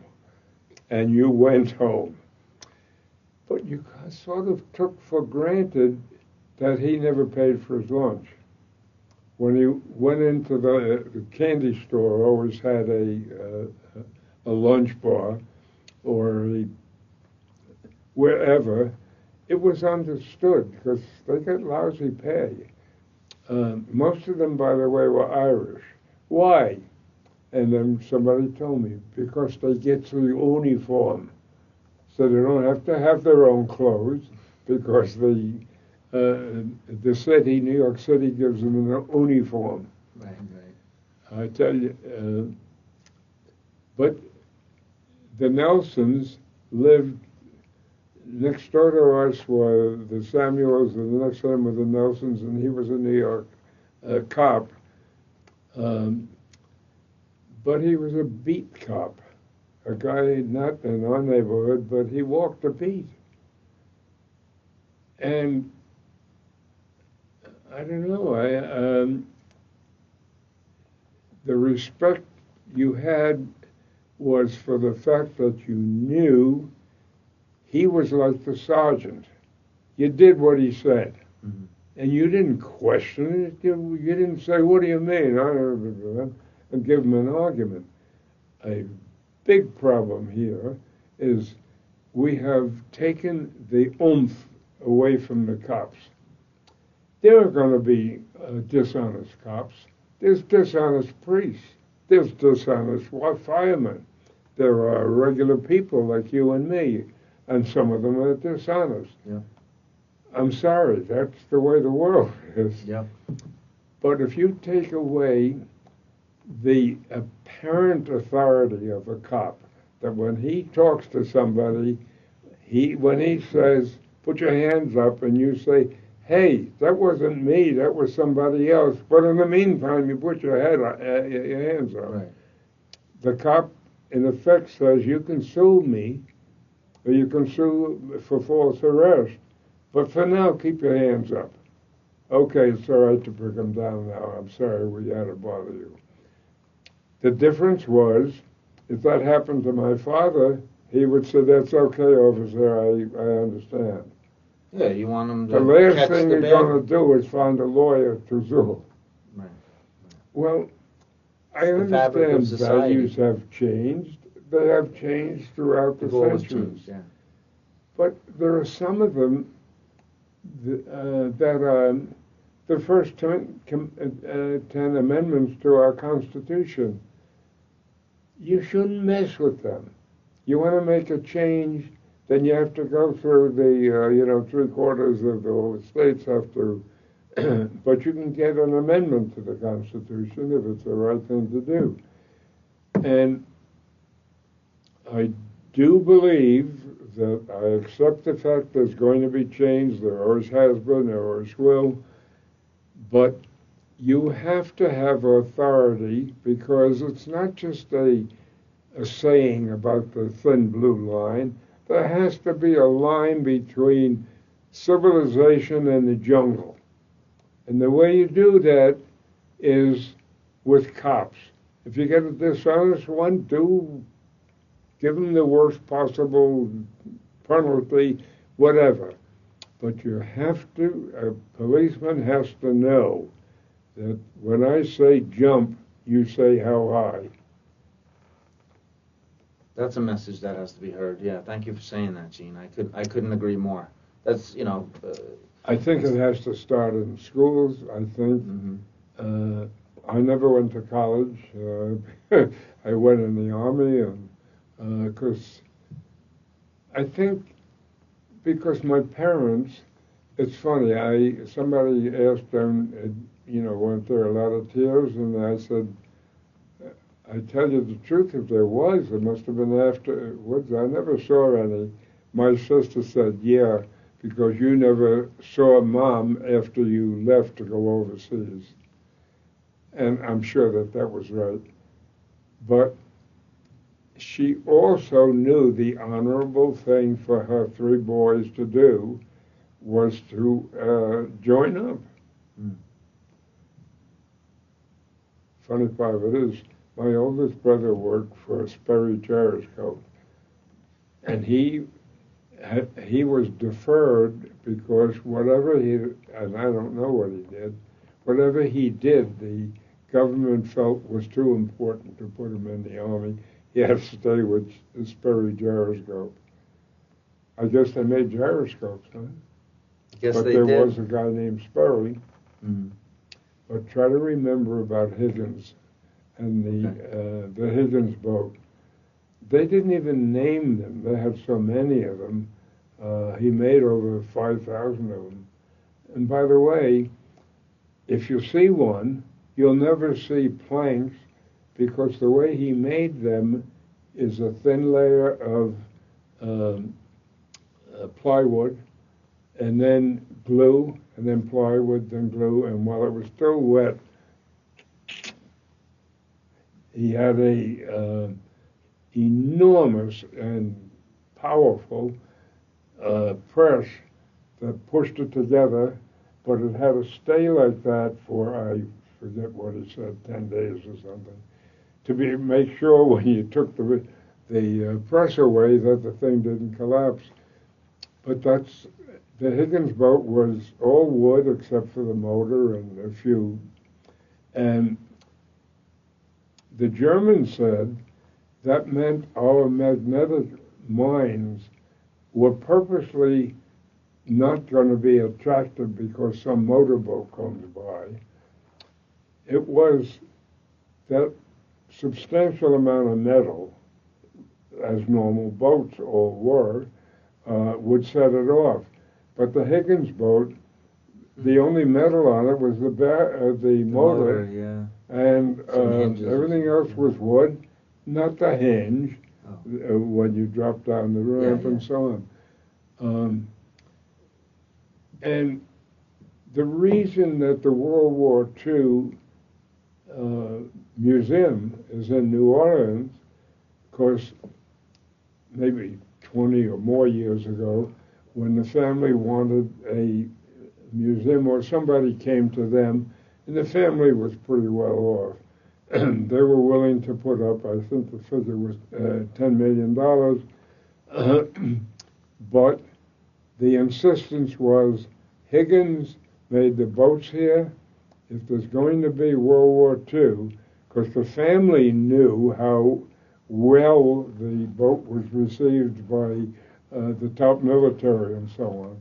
It was going to be built there. Somehow Tom Hanks, the actor, got involved, and I think he had access to a whole lot of people with a whole lot of money, because the money poured in. And that's why the World War II Museum, the best in the world, is in New Orleans. Because Jack Higgins made a boat, God knows how many lives it saved. Because you didn't have to go over the... Right. You could just bend down over and the run side, out. yeah. And I guarantee you, the next 100 people you see, ask them if they know about Higgins, and you're going to get a blank stare. Right. There was a guy that saved a lot more lives than I did, or than anybody I know did, Sure. Yeah. because he Ingenuity. designed something, and I got to give General Burris, if it's true, that he and other generals of infantry divisions said they weren't going to land anybody unless they could be landed out of Higgins boats. Boat, yeah. And the reason was that. Yeah. The Navy had, I don't know, spent how much money designing, but you would have to expose yourself to get over the side. Right. And there was no ramp in front. If you ever see one, by the way, it really, especially if it's loaded, the ramp is really out of the water. It can take splashing and so on. But when it hits the beach, you drop the ramp and you're crouched, and this is over your head, the rim, and you got a chance of reaching the seawall and cover, whereas if you go over the side with 150 pounds of equipment, by the way, so you don't exactly leap over. Yeah. That's a lot of weight. There's also so many stories, because I'm 18 years old and not the dumbest, worst bulb in the chandelier, but this is all new stuff to me. As I said, I had never been off the... So there are so many... This picture of you is when you're 20, 19? I would be still 19 then. You were 19, okay. That was up in Berlin, yep, where I was stationed for a couple of months when the war ended. Okay. And I used to be young with dark hair and everything. But I never got really chubby, fortunately. And I think that is a bit of a problem nowadays. People watch too much television. And if you get to be as old as me, you're very happy when somebody says there's an elevator. Because I looked at that flight of stairs and said, I'm going to have to stop and rest about halfway up. Right. But knock wood, and if you're listening, aside from I just had a hernia operation, I thought hernia meant like a pulled muscle, but it isn't. It's a split in the... Popped. Yeah, and so they had to open it up. But it's a nothing operation nowadays. And they warned me that I may up here think I'm still 21 years old, but your body knows it's 98 years old, and it's going to take you a number of weeks to recover from the operation. It's not a serious operation, but as long as you've been under, and it's true, I had lost a fair amount of weight. So sometime if you have several hours, there are so much little things that turned out to be important. For example, maybe you know, but there's a clique of sergeants. And somehow or another, we seem to get the information before the general does. And I have found, and by the time I left the service, I was a sergeant, that there's a camaraderie among sergeants, whether they were in combat or not, doesn't matter. But a sergeant has an awesome responsibility if he realizes, I'm telling this kid how to stay alive. If he has any chance of staying alive, I'm going to make damn sure he understands about, don't look up, not to look, we have a separate unit called the Intelligence and Reconnaissance Platoon. That's their job, to let you know where the bad guys are. Right. You don't have to look up.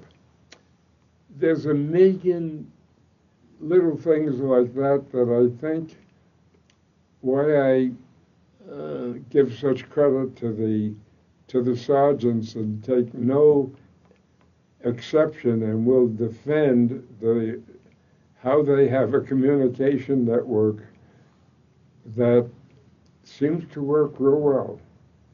And they are not inclined to accept BS, if you know what I mean. Well, I'm sure the folks know what I mean. So again, if you have an afternoon sometime, I'll try to think, because I have forgotten a whole lot of little things. Okay. Well, but anyhow. Yeah. So that's it. I think that I appreciate everything you just shared, and you know, again, it was a 6-year-long war. 6 years it lasted, and it ended less than 80 years ago. My mother has told me stories. She grew up in England, and she told me stories about. Is she still with us? Yeah, Mom's 80. Does she date? She was born in 1938. I'll talk to her. She was born in 1938. She's 86 years old. And when she was a real little girl... She might be too young for me, but... Well, that's something I pull on everybody. Does she date? Yeah. Well, she's told me stories about, you know, how scared she was in the bombs falling on England, and she's told me that when she was a little girl, and this is like, you know, maybe 3 years old. I forget if she called it. It was like preschool or something like that. She was under 5 years old. She had a Mickey Mouse gas mask she used to carry to school, and you reminded me. My dad used to say that when he was a kid, he could get a candy bar for a nickel or 3 for a dime. That's right, and the ice cream pop, and it was a full pop. They make them smaller now. Was a nickel. Yeah. And I mean, there was a whole story about the time then, and I think mostly because I'm thinking that because my parents worked. My mother had to become a housemaid, but she found a job. My father had to dig ditches, but the story, there's 2 of them, and one of them is how my dad was pretty good with the tools, but he had a part-time job. He played banjo, and he doubled on the clarinet, which is a peculiar combination. Yeah, it is. But there used to be these clubs out along the Jersey Turnpike, and so he would play in there once in a while. But he finally got a job in a gas station that was also a repair agency. And you talk about America. He was pretty good at what he did. He worked 6 days a week. A lot of stories with that, but the point is, by the time I got home in 47, he didn't own the land, but he owned the business, because the guy that owned it liked my father, and he worked and he did his job and he did his job. So the deal was, I forget what the amount was, but let's say he had to pay $100 a month or something to the guy for X years or whatever. But the idea that you can become, so he had to work as a mechanic, and even in spite of the fact that he was a musician. And by the way, we always had a piano in our house, no matter how poor it was, because my mother also played piano, but she had to have the notes. And she used to tell the story. My grandfather, her father, played a xylophone or something, but anyhow, he had a wooden mallet, and when she was playing, if she made a mistake, he hit her on the head with the wooden mallet, and she said sometimes the tears were running down, but whereas my father could just sit down and play anything he wanted.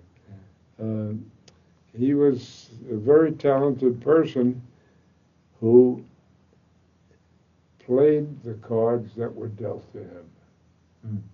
Because I think I said in the beginning, I don't know for sure if he graduated, but I know he had gone to college. Now, maybe he got married and had and so on, but he was, my mother was forgiven by me, because more than once she would say, I don't know how your father puts up with me. In other words, even she was aware that she was impatient and emotional and hollered right away and so on. And my father was calm and went about doing his thing. I learned a lot, but not at the moment. Right. It sinks in later. Because it takes later when you see what the world really is, because my world was this big. Yeah. And with my mother and father, by the way, apropos of my mother's, the way she felt about things, what we call welfare today was called home relief. And what it was is that, I think it was once a month, or maybe it was twice a month, you went to this place and you got food, a sack of potatoes, a small thing of sugar, a turnip seemed to be always there. I learned to hate them, but all kinds of, if it was during the season, then you got carrots and all kinds of good stuff. Other than that, it was pretty bare. You got oatmeal, by the way, and breakfast for 10 years was always oatmeal. I don't have oatmeal for breakfast anymore.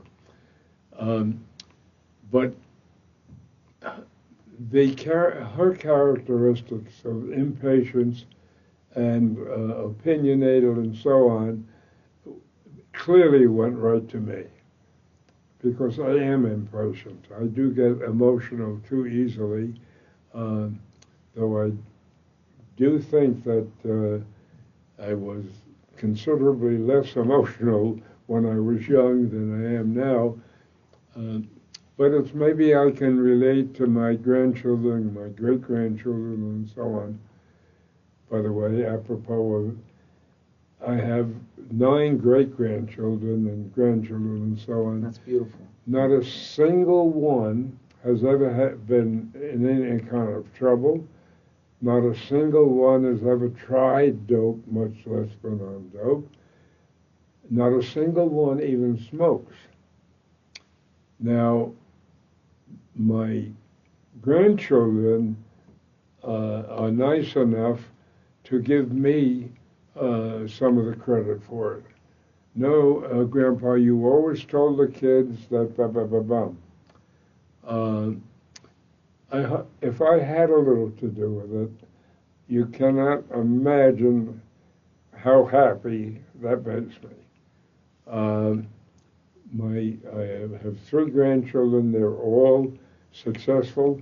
My granddaughter is the events coordinator for the Olympics.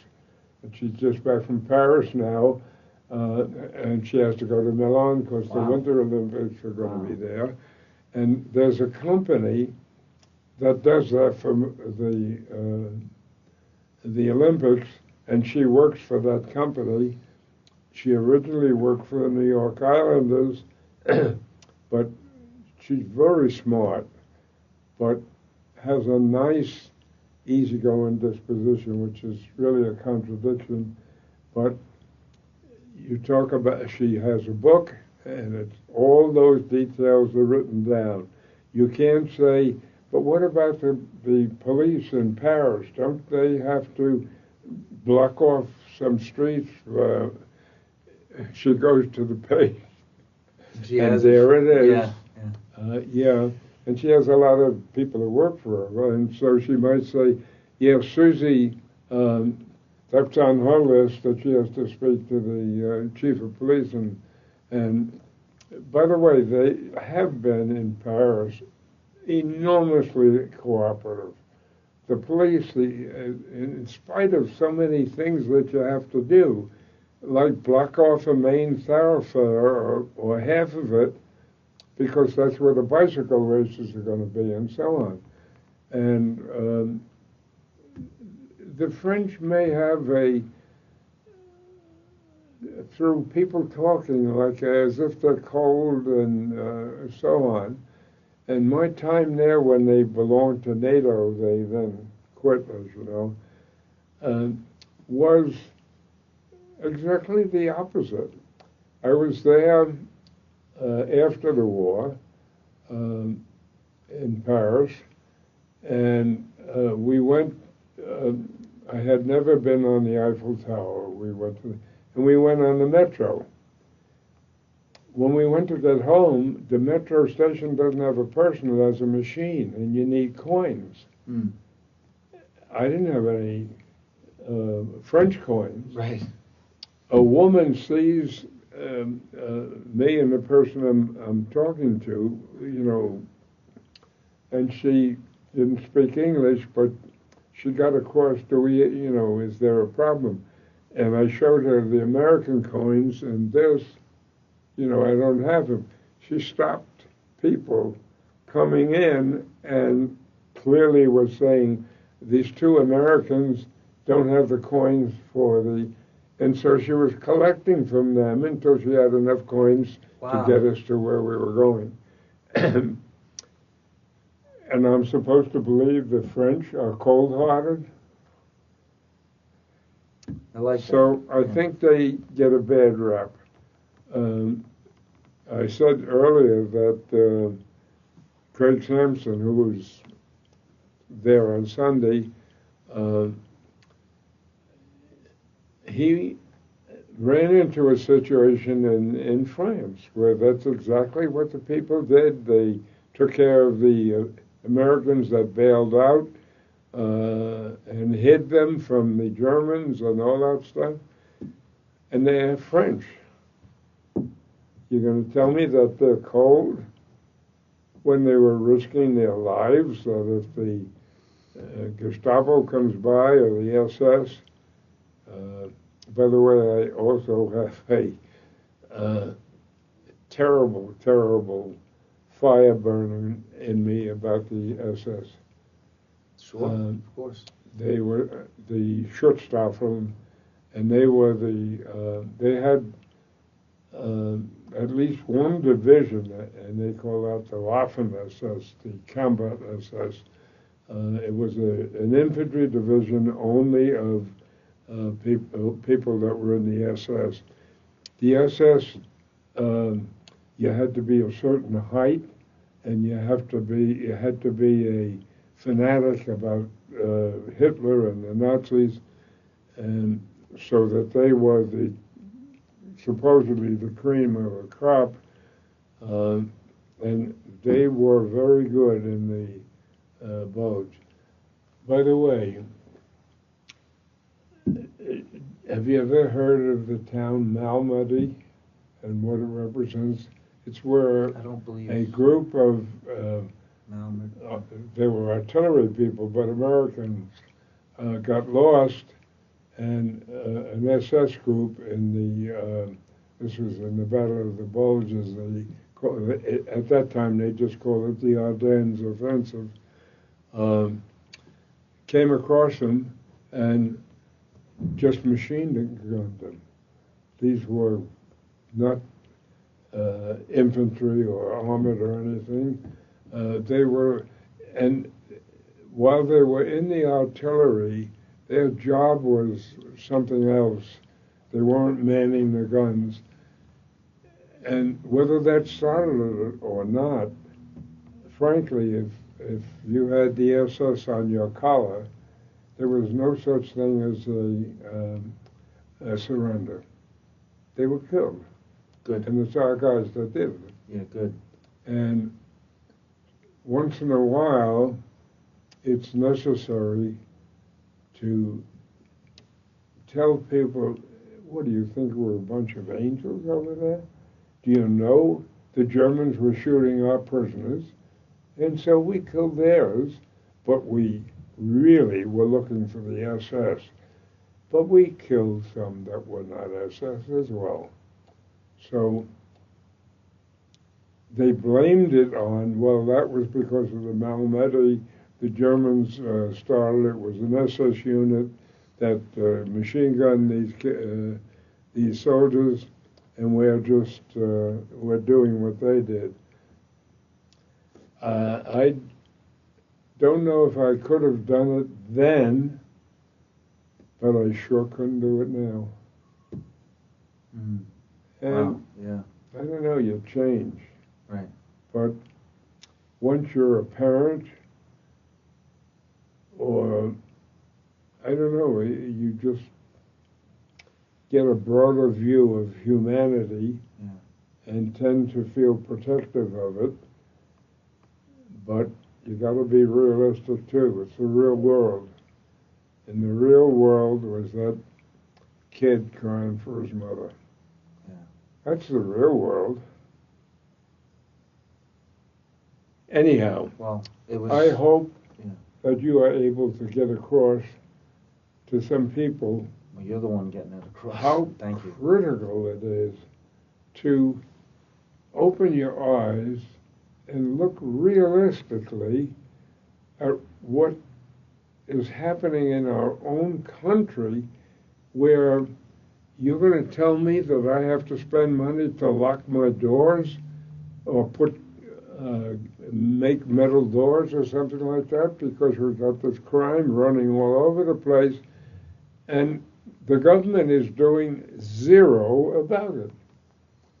The liberal judges are letting them go without even bail, although there are some places where the Attorney General is saying, because they made a law in this state that, for example, California, that if something is worth less than $1,000 stolen, you can't arrest him or put him in jail. It has to be worth, oh, you mean they can go around breaking windows and so on, as long as the item they steal is not worth $1,000, mm-hmm, and you're going to tell me this is civilization? Mm.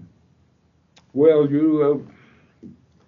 so I plead, especially with the younger people, I know you're busy, whether it's school, work, family, or whatever, you must stop the direction we appear to be going in, because it's going to end up out here. And I don't want to be told that I have to change my lifestyle because they are breaking the law and you don't want to do anything about it. You want to change the law? Go ahead and do it legally. You want to change the Constitution? Get your representatives to talk to the 3/4 of the states that are going to have to rubber stamp it.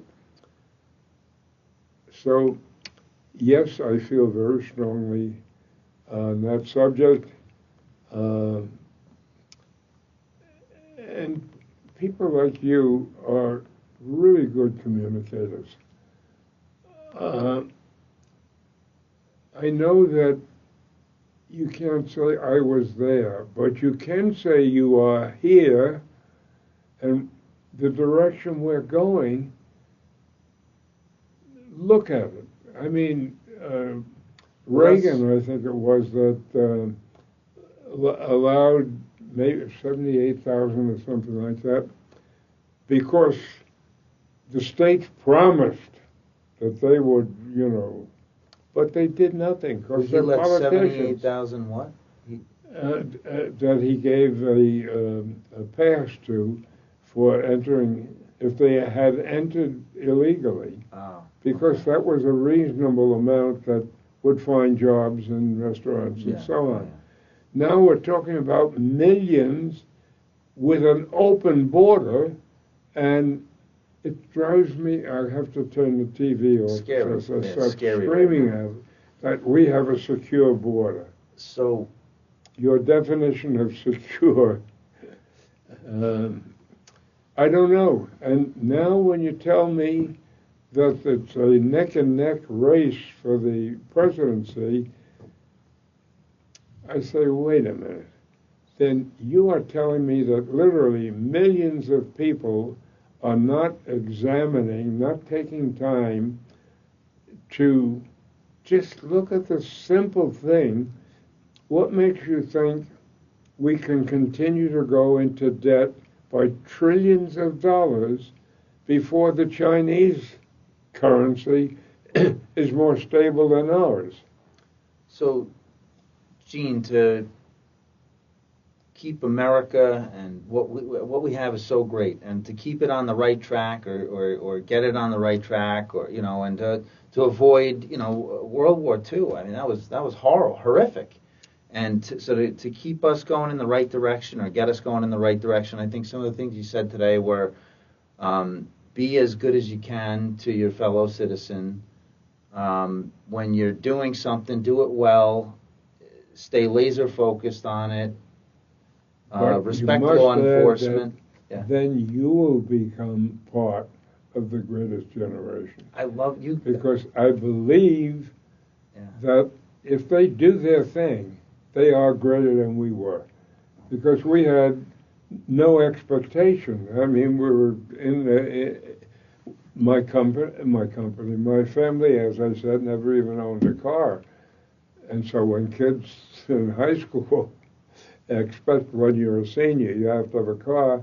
And if you doubt me, just go by any high school, and the parking lot is jammed. Yeah, and it shouldn't be taken all teachers. It shouldn't be taken for granted. Yeah, we're so fortunate. I like you're kind of coining it. I don't know if you've said this in the past, but I like that you're not saying it's the second greater generation, but you're saying that we have an opportunity to have a second greatest generation. The greatest generation. And I think we're at an amazing time right now where we can do that. We have the opportunity to we have it so good where we can contribute and do the right thing and really contribute to society and the world, and at the same time have a great life right now. But a person like you has talked to people of that era, your own mother, as you said. And I believe that somebody likes, I know how attached I am to the Marines, God Country, and the Corps, that saying to them, and that you can be part of the greatest generation. You don't have to shoot or send a check or whatever, but being part of the generation, the greatest generation, is making this country what it can be, not have literally tens of thousands of people dying of overdoses and an open border and all the things that are not America. And just as you say, by being good by doing your homework, by being good to the people around you, by obeying your parents. All of the things that are the values that if you develop them, you're going to be part of the greatest generation. And you can, because you can say, I spoke to one of them, and he said they had this terrible depression and so on, that if they called us the greatest generation, probably because we had it pretty bad at one time. And I know I liked being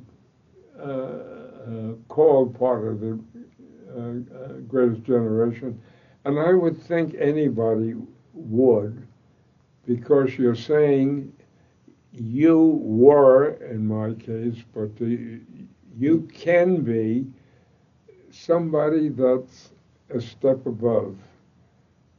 Because part of the greatest generation, you will be a step above. Now, I could be wrong, but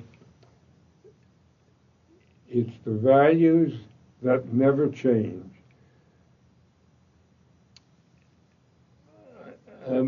You know what's funny is the Ten Commandments really came from the Magna Carta. The British that had their own constitution back in the 1200s, and they have it's a democracy because the king and the queen do not overrule. They have opinions, they are respected, and so on. But I don't know, I just think you get a little pride in being a part of something that means something.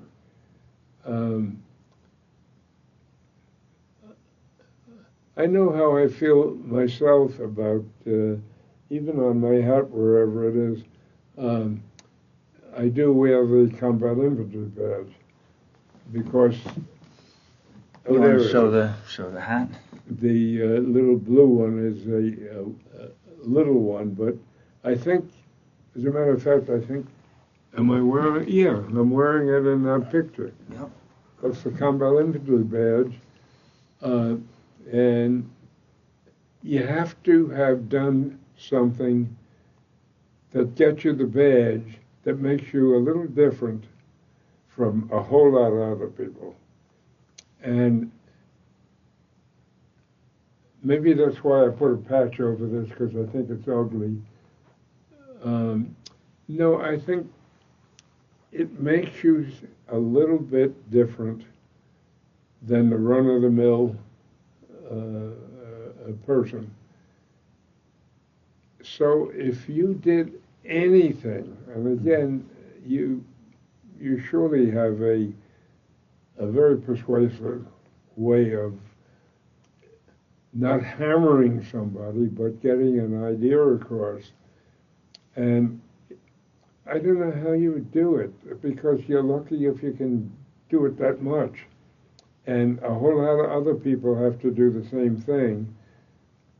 But what a wonderful thing it would be, before I kick a bucket, if I could read in the paper that there is this group that are today's greatest generation, and knew that someplace in there you are.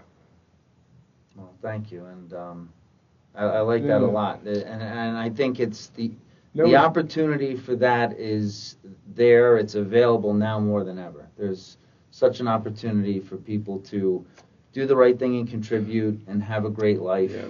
And I by the way, I want to say I am very patriotic and proud of it. Proud to be an American. I'm grateful that I'm an American. But that's the point I'm almost making with you. I don't detect any, listen to them, kind of thing. When I use the word patriotism, you're comfortable with it. And a lot of adults aren't. It's weird. And because maybe it feels like you're asking too much. I don't think being patriotic is about politics. I think it's about, like you said, when you boil things down, most all of us have a lot of the same fundamental values. Yeah. And we don't agree on everything, but I kind of feel it's a responsibility of mine, because I laid it on the line, but I also took advantage of all the things that this country has to offer. Again, I never went to college, but I always got with people that accepted what I was doing or what I was saying or whatever without the requirement, even though at times I have been asked, and I hope that wasn't what helped them make their mind. But by the way, this startup company that I worked for 43 years was so good to work for. It was a privately held company, but by more than one person. But the chief stockholder had the feeling that I was away from home so often and didn't realize that I would have done it for nothing. I mean, I'm in Paris or in Tokyo or in Manila or all over the place. Yeah. But he paid quite well. It enabled me to finance the purchase of a marina for my son, who, by the way, insisted on paying back, and he's selling the place now, and there's still a little balance still owed to me. But I suppose he would say, if you questioned him, that, well, my father did the right thing because I had to work for it to repay him.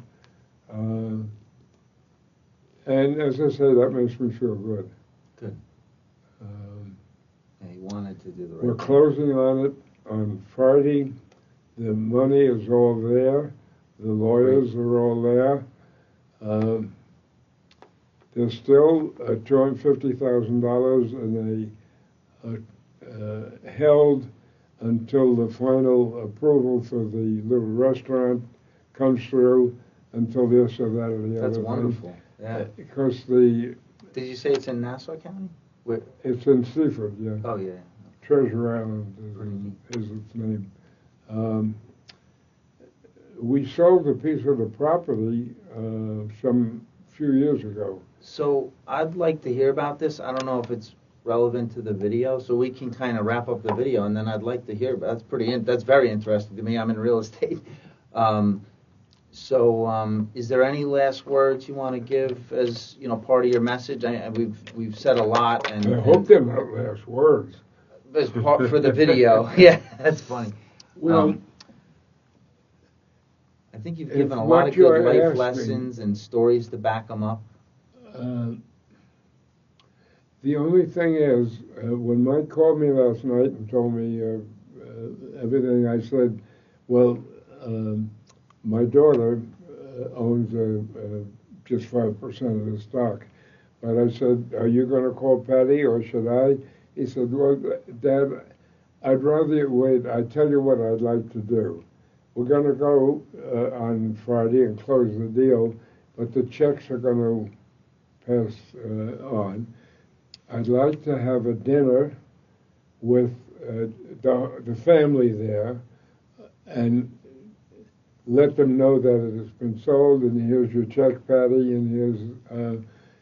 he seems to, and that's a good thing, he is so overjoyed. The amount of money that will stay with him is fine for the rest of his life. I have a question whether he's going to be happy sitting and that he has enough hobbies to keep him busy. Sure. But we'll see. But this is so important to him and means so much to him that the place is sold. Here's your check, Patty, particularly, and I think he's thinking more about her than he is about me, because he's been paying me all along. She's been a shareholder, yeah. Not because I'm not a shareholder. Right, I just loaned him money, and that is down to I don't know, 150,000 or something like that. In other words, and I think he has told the buyers that he wants the marina not to owe anything, because when we sold the piece of property, he used the profit to pay off the mortgage on the entire place. So the marina has, the only debt it has is to me, and of course it has stockholders for whatever it's worth. But my problem is that I don't want to talk about it after I've told Michael I will not say a word to anybody, that we're closing on it on Friday and so on. But if I can, is there a way that I can say it's sold, but it, we're still closing on it or something? What you want it told as? Matter of fact, I have another story that he wants to do the right thing by his sister and that. Yeah. Well, okay. This has to do with the Jewish kid. Okay. Because in a way, it's the American story. I'm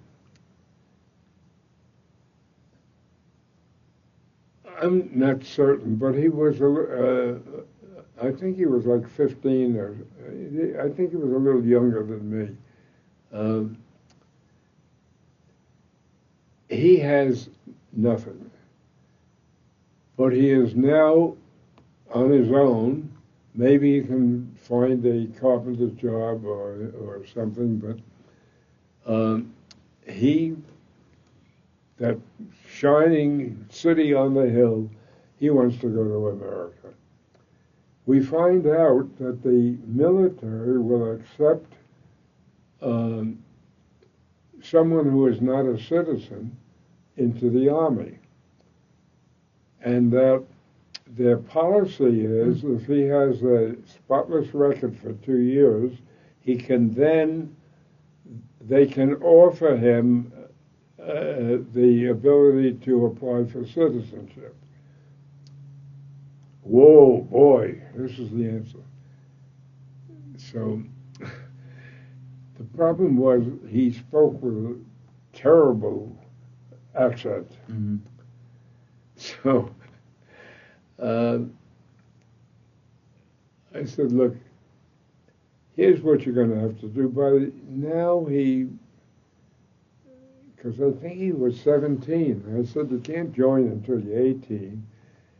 You got to spend the next year and 2 months on as much as you can get rid of that accent, practice your English.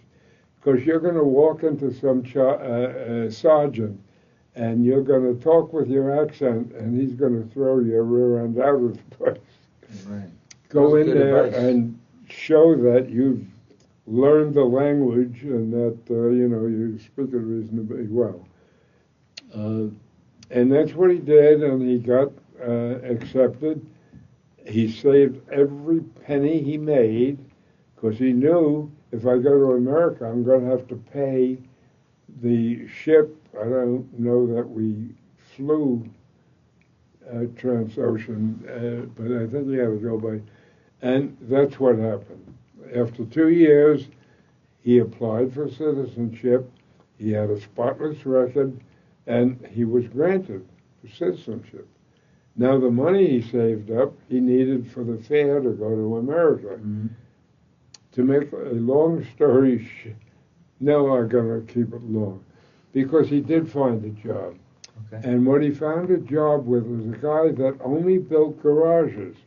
But he was smart enough, because in Chicago area there by 48, 49, 50, there was a building boom, was building houses, and here's a company that's going to put it up the garage, and he does a good job and so on. So I want to build up more houses, not take the time to have my gang. So that's what he did. It came a point, apropos of people being nice to other people, the guy said, you know, you don't have to be a genius to build a garage. And my friend said, no, I know that. He said, then well, why don't you go in the business of building garages? Well, I'm working for you. That's okay. I'm going to retire one of these days anyway. You do good work. I'm going to give you a couple of names that you should see that I recommended you, so that when they call, I'll confirm it. Mm-hmm. And he did that. The first year was pretty difficult, getting enough jobs and so on. Sure. But it began to develop, and in 2 or 3 years he was doing fine. So, and he also, this guy did retire, and the guy that was building just the houses and he moved right in and took over that job, and as usual, he did a good job and so on. This guy finally came to this point. He practically said the same thing. You don't have to be a genius to build a house. But my guy says, wait a minute, I don't know anything about plumbing or electric. And he said, you don't have to know. You hire people that's what they do. They're plumbers, they're electricians, or whatever. All you have to know is the specs for the house and put the insulation where it has to be and so on. And sure enough, he does it. And he became not the biggest builder in Chicago, but a medium-sized, very successful financially. Here's a guy awesome. That got just saved from going into the ovens. Yeah. Oh, yeah. And thanks to America, he is prospering. Allowed to go to the Army. He's allowed to apply for citizenship. He finds an American guy with a business that says, come on, you can work for me. Yeah. And, I mean, that's the American dream. It is. So my dad owning the business is a little part of it. He always was very good in the mechanical end, and played the banjo. I don't know how those two things mix, but the answer is I have been around this world for 43 years. I can tell you this is the best, most generous nation in the world. And the guy, the Dutchman that said, you have this huge country, and you have all of the facilities to do this and that, is exactly right. All of those small countries don't have iron ore or bauxite or oil or gas or coal or whatever, and so they are making things because that's what's left. It applies to the Jews. They were banned from a lot of things, so they became lawyers and stuff like that. And what do you know? You can make a lot of money being a lawyer.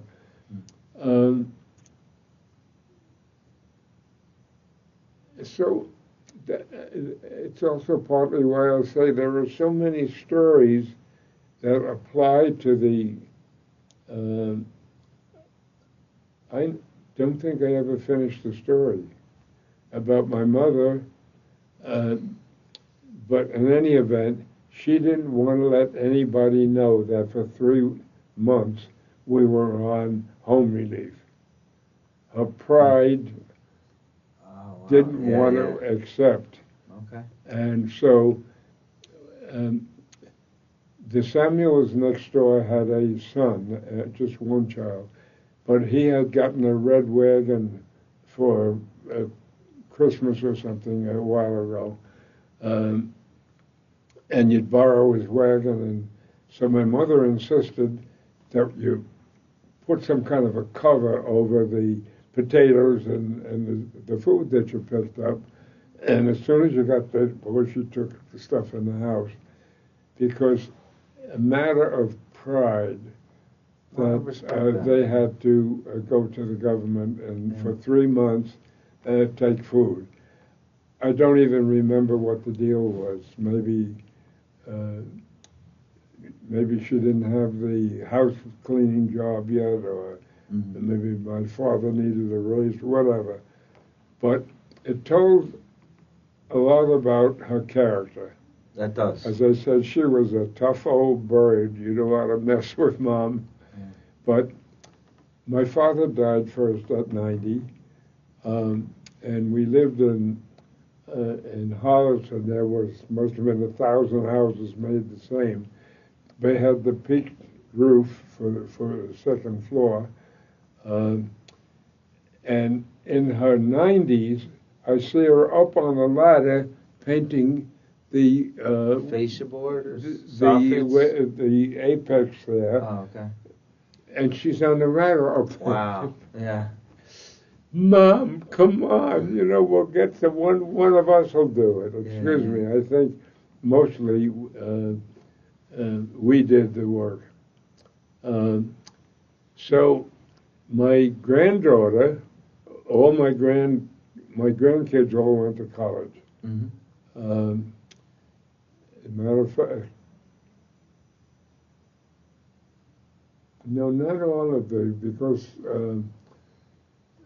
one of them is getting, because Amanda, my grandson's wife down in Texas, didn't think the public schools were doing a good job, and so she is home teaching. They have 4 kids, but I think 2 of them. And I know I've been down there. These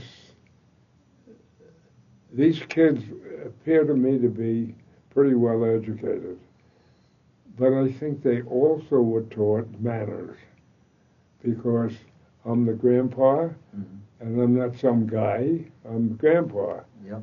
And they write the Christmas cards and the birthday cards to me, and they write nice things about.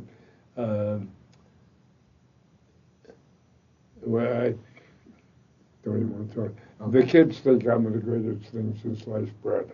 I'll leave that. They should. You are. And no, I wouldn't say that, and I don't dare, because like anybody else in this world, I have faults that I shouldn't be screaming at the television set. Okay. Yeah. No. And this actually came home. I have every Wednesday we have this lunch with all the military people, but now it's all Vietnam folks at BLDs and Lake Ronkonkoma. And the guy, not on this side, that's the Jewish guy, and he is a pleasure to talk to, because he thinks and he has ideas and positions that he can back up. Now, he does believe, I think, too much in the scriptures, because what bothers me there, as I told Father Joe in my parish here in East Northport, you don't mean to tell me you really believe there was an Adam and Eve. What that was was somebody said to themselves, you know, how can I make somebody understand who is totally uneducated? I have to use some sort of an analogy that he can. So take Adam and Eve. First there's just Adam. Do you really think they took a rib and made Eve for him so he would have company? And she said, but don't eat those apples off that tree. But he eats it anyway, and boom, there goes Eden, and they're cast out, and that's where the world started. Oh, it just timed out, so I just started recording again. Anyhow, and the scriptures, some of them were written in a language we don't even have anymore. But it's recording, you know that, right? That's okay. And the others, I believe, are a way of, did Noah really build an ark big enough that it had two of every breed of mosquito? I don't think so. Right. But what I think you were telling people, that there's a time when the good are going to be separated from the evil.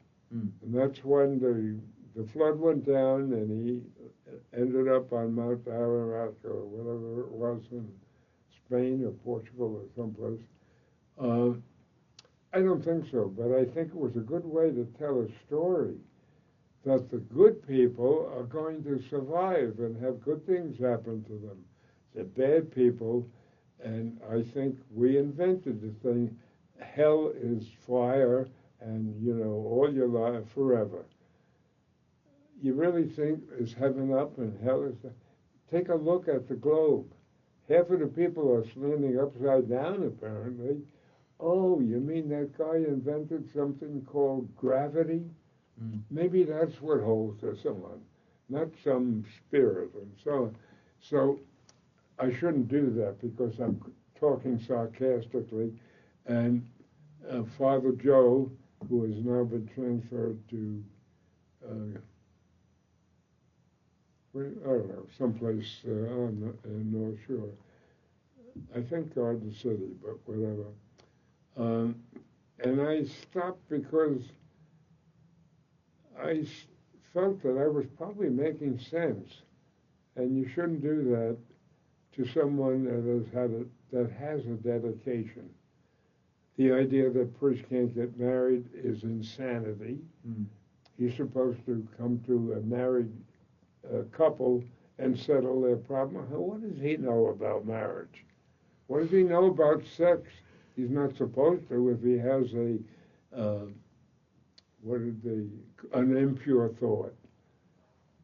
Because that's another problem I had. Are you going to tell me that an impure thought, I thought about that girl, that woman's, you know what, and this guy is in the SS, and he's taking care of a concentration camp where he's shoving people that haven't even, some of them haven't really died from the gas, but they'll go into the oven anyway. And you're going to tell me these are both mortal sins? Give me a break. Right. Nature is what made us want to have sex so that the species can survive. Sure, and they're the only ones that can, and only one way. So nature wants to survive. That's why giraffes have long necks to eat the greenery on top that nobody else can reach. It's why some species, like fish, somehow or another, we use them as food. So they better have a lot of fish. And that's what nature does. It gives talons on a bear that are longer than my finger that can tear you to pieces as a defense. But don't get between the mama bear and her cubs. Right.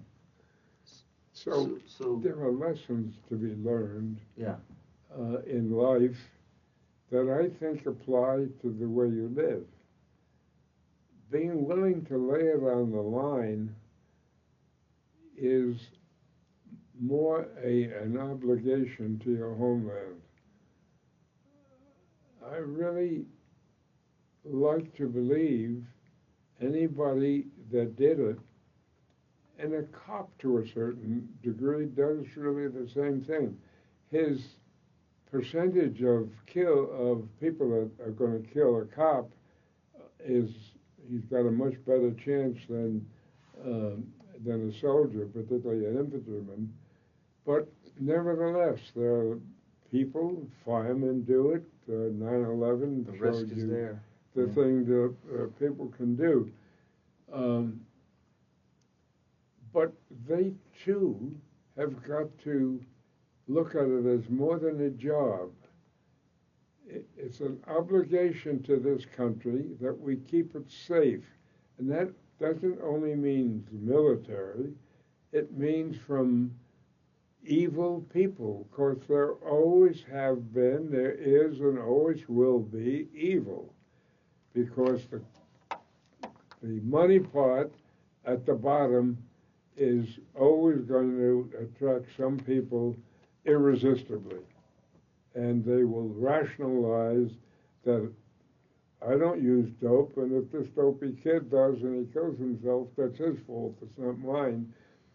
But it is your fault, and it's the governments or the police or somebody else Society is also responsible, for even developed chemicals to become like they are, but they're always going to be. And if you don't have a civilization and understand what civilized means, it's not just a word. It means that we normal citizens can live our lives out and be productive and do the things that nature, God, whatever you want to believe, wants us for. We're here for a purpose. And if we're not here for a purpose, then, Lord help all of us. I have to feel that the one thing I can do is talk. I can't run the mile anymore. I'm not sure I can run the 10 yards anymore, but and I think it's in you the same feeling. Maybe you haven't thought it out, but you appear to be a healthy 24-year-old guy that is employed, that comes in touch with people all the time, that give you a unique advantage, that you get to try out different approaches that make people understand that there's got to be a separation between civilized and the jungle. And if that means, well, I don't like the cops, okay, but you got to respect the fact that if they don't have more authority than you, then you don't have a line. Then the evil people in the jungle, which is exactly what's happening now with the drug dealers, and there are over 80 locations in the United States which the drug cartels consider as, branch offices. And you see what has been happening in Colorado. If you have enough money, you're going to find somebody that will sell you his apartment house. You offer him $25 million or something. Wow, he's going to take it. Then the attorney generals and so on say, look, we have laws. I can't just go in and boom. Whatever it is you have to do, get off your duff and do it. But how about the this or the that? I can't answer it. I don't know the answer. All I know is that if we sit back and watch television, nothing is going to happen except things are going to get worse. So my way is to try to talk, especially to young people, in a manner that they can, not quoting scriptures or something, they don't buy that. And apparently neither do I, other than the fact that good people trying to get a message across that is a good message found that to approach ignorant, uneducated people, the concepts are difficult for them to grasp. But black and white, cold and hot, and this they understand. So that's what you have to do. You have to do, say, an Adam and Eve, or he did build a big ark and so on. But the message is, when the floods left, they were separated, the good and the bad. Mm. Now, why did they say two of every animal? Well, what they maybe said is the guy don't have to be educated to know that you got to have a male and a female camel if you're going to have little camels. Have more camels. Yeah. So we're going to have to say enough of the truth that it's people aboard that are going to be separated, not the mosquitoes. Yeah. They're going to go out and plague us. I think we have less mosquitoes than we used to, because I hope so. think the summers, you were always talking about the mosquitoes. So that's, you have a job now. All of us have a responsibility, because if I haven't said it, let me say the guy in Nigeria that was born at the same instant that I was, don't tell me that he has the freedoms and the opportunities and so on that I have had. So I feel that I have an obligation that he doesn't have. His obligation is to try to stay alive and keep his family alive and ward off the people in the other tribe that are trying to steal the women or whatever. So I just hope and pray that all of us will, because in the final analysis it's our fault. We went 250 years ago to the founders and said, we want this kind of we want to decide on what the taxes should be. And we want a constitution that gives as little power as possible to the executive branch. And they did all that. And the problem is, grab any such kids and ask them, do you know what powers the executive branch has, and what the position was of the founders of the people that wrote the Constitution was toward the executive branch? Study your candidates, yeah. And I really doubt that. Yeah, they're not going to know. And most of them. If somebody There's does a few know, that it'll do. be a female. Okay, at that age. I have found to be. I hope the males catch up. Unfortunately, maybe a little later. True, but it is true that nature said if you can have babies at 14, I better have you mature earlier. You guys, you may have to kill an animal in order to have enough to eat for your family, or ward off the other tribe. So we're going to make you bigger and more aggressive. Let's see, what else are we asked to do? And this guy over there says, well, if the women are the only ones that have babies, and this is the way they have them, what happens if the guy is off killing buffalo or something like that? Oh, I see. I guess we better make him horny. And they did. They probably overdid it, but they did it. The reason that this race survives is that we are willing to marry, We are willing to copulate, as they say, with the females.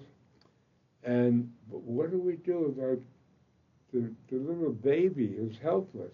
I got a good idea. Why don't we make the brain of the woman very much more sensitive to others' needs, not just their own? So let's make her have a lot more patience.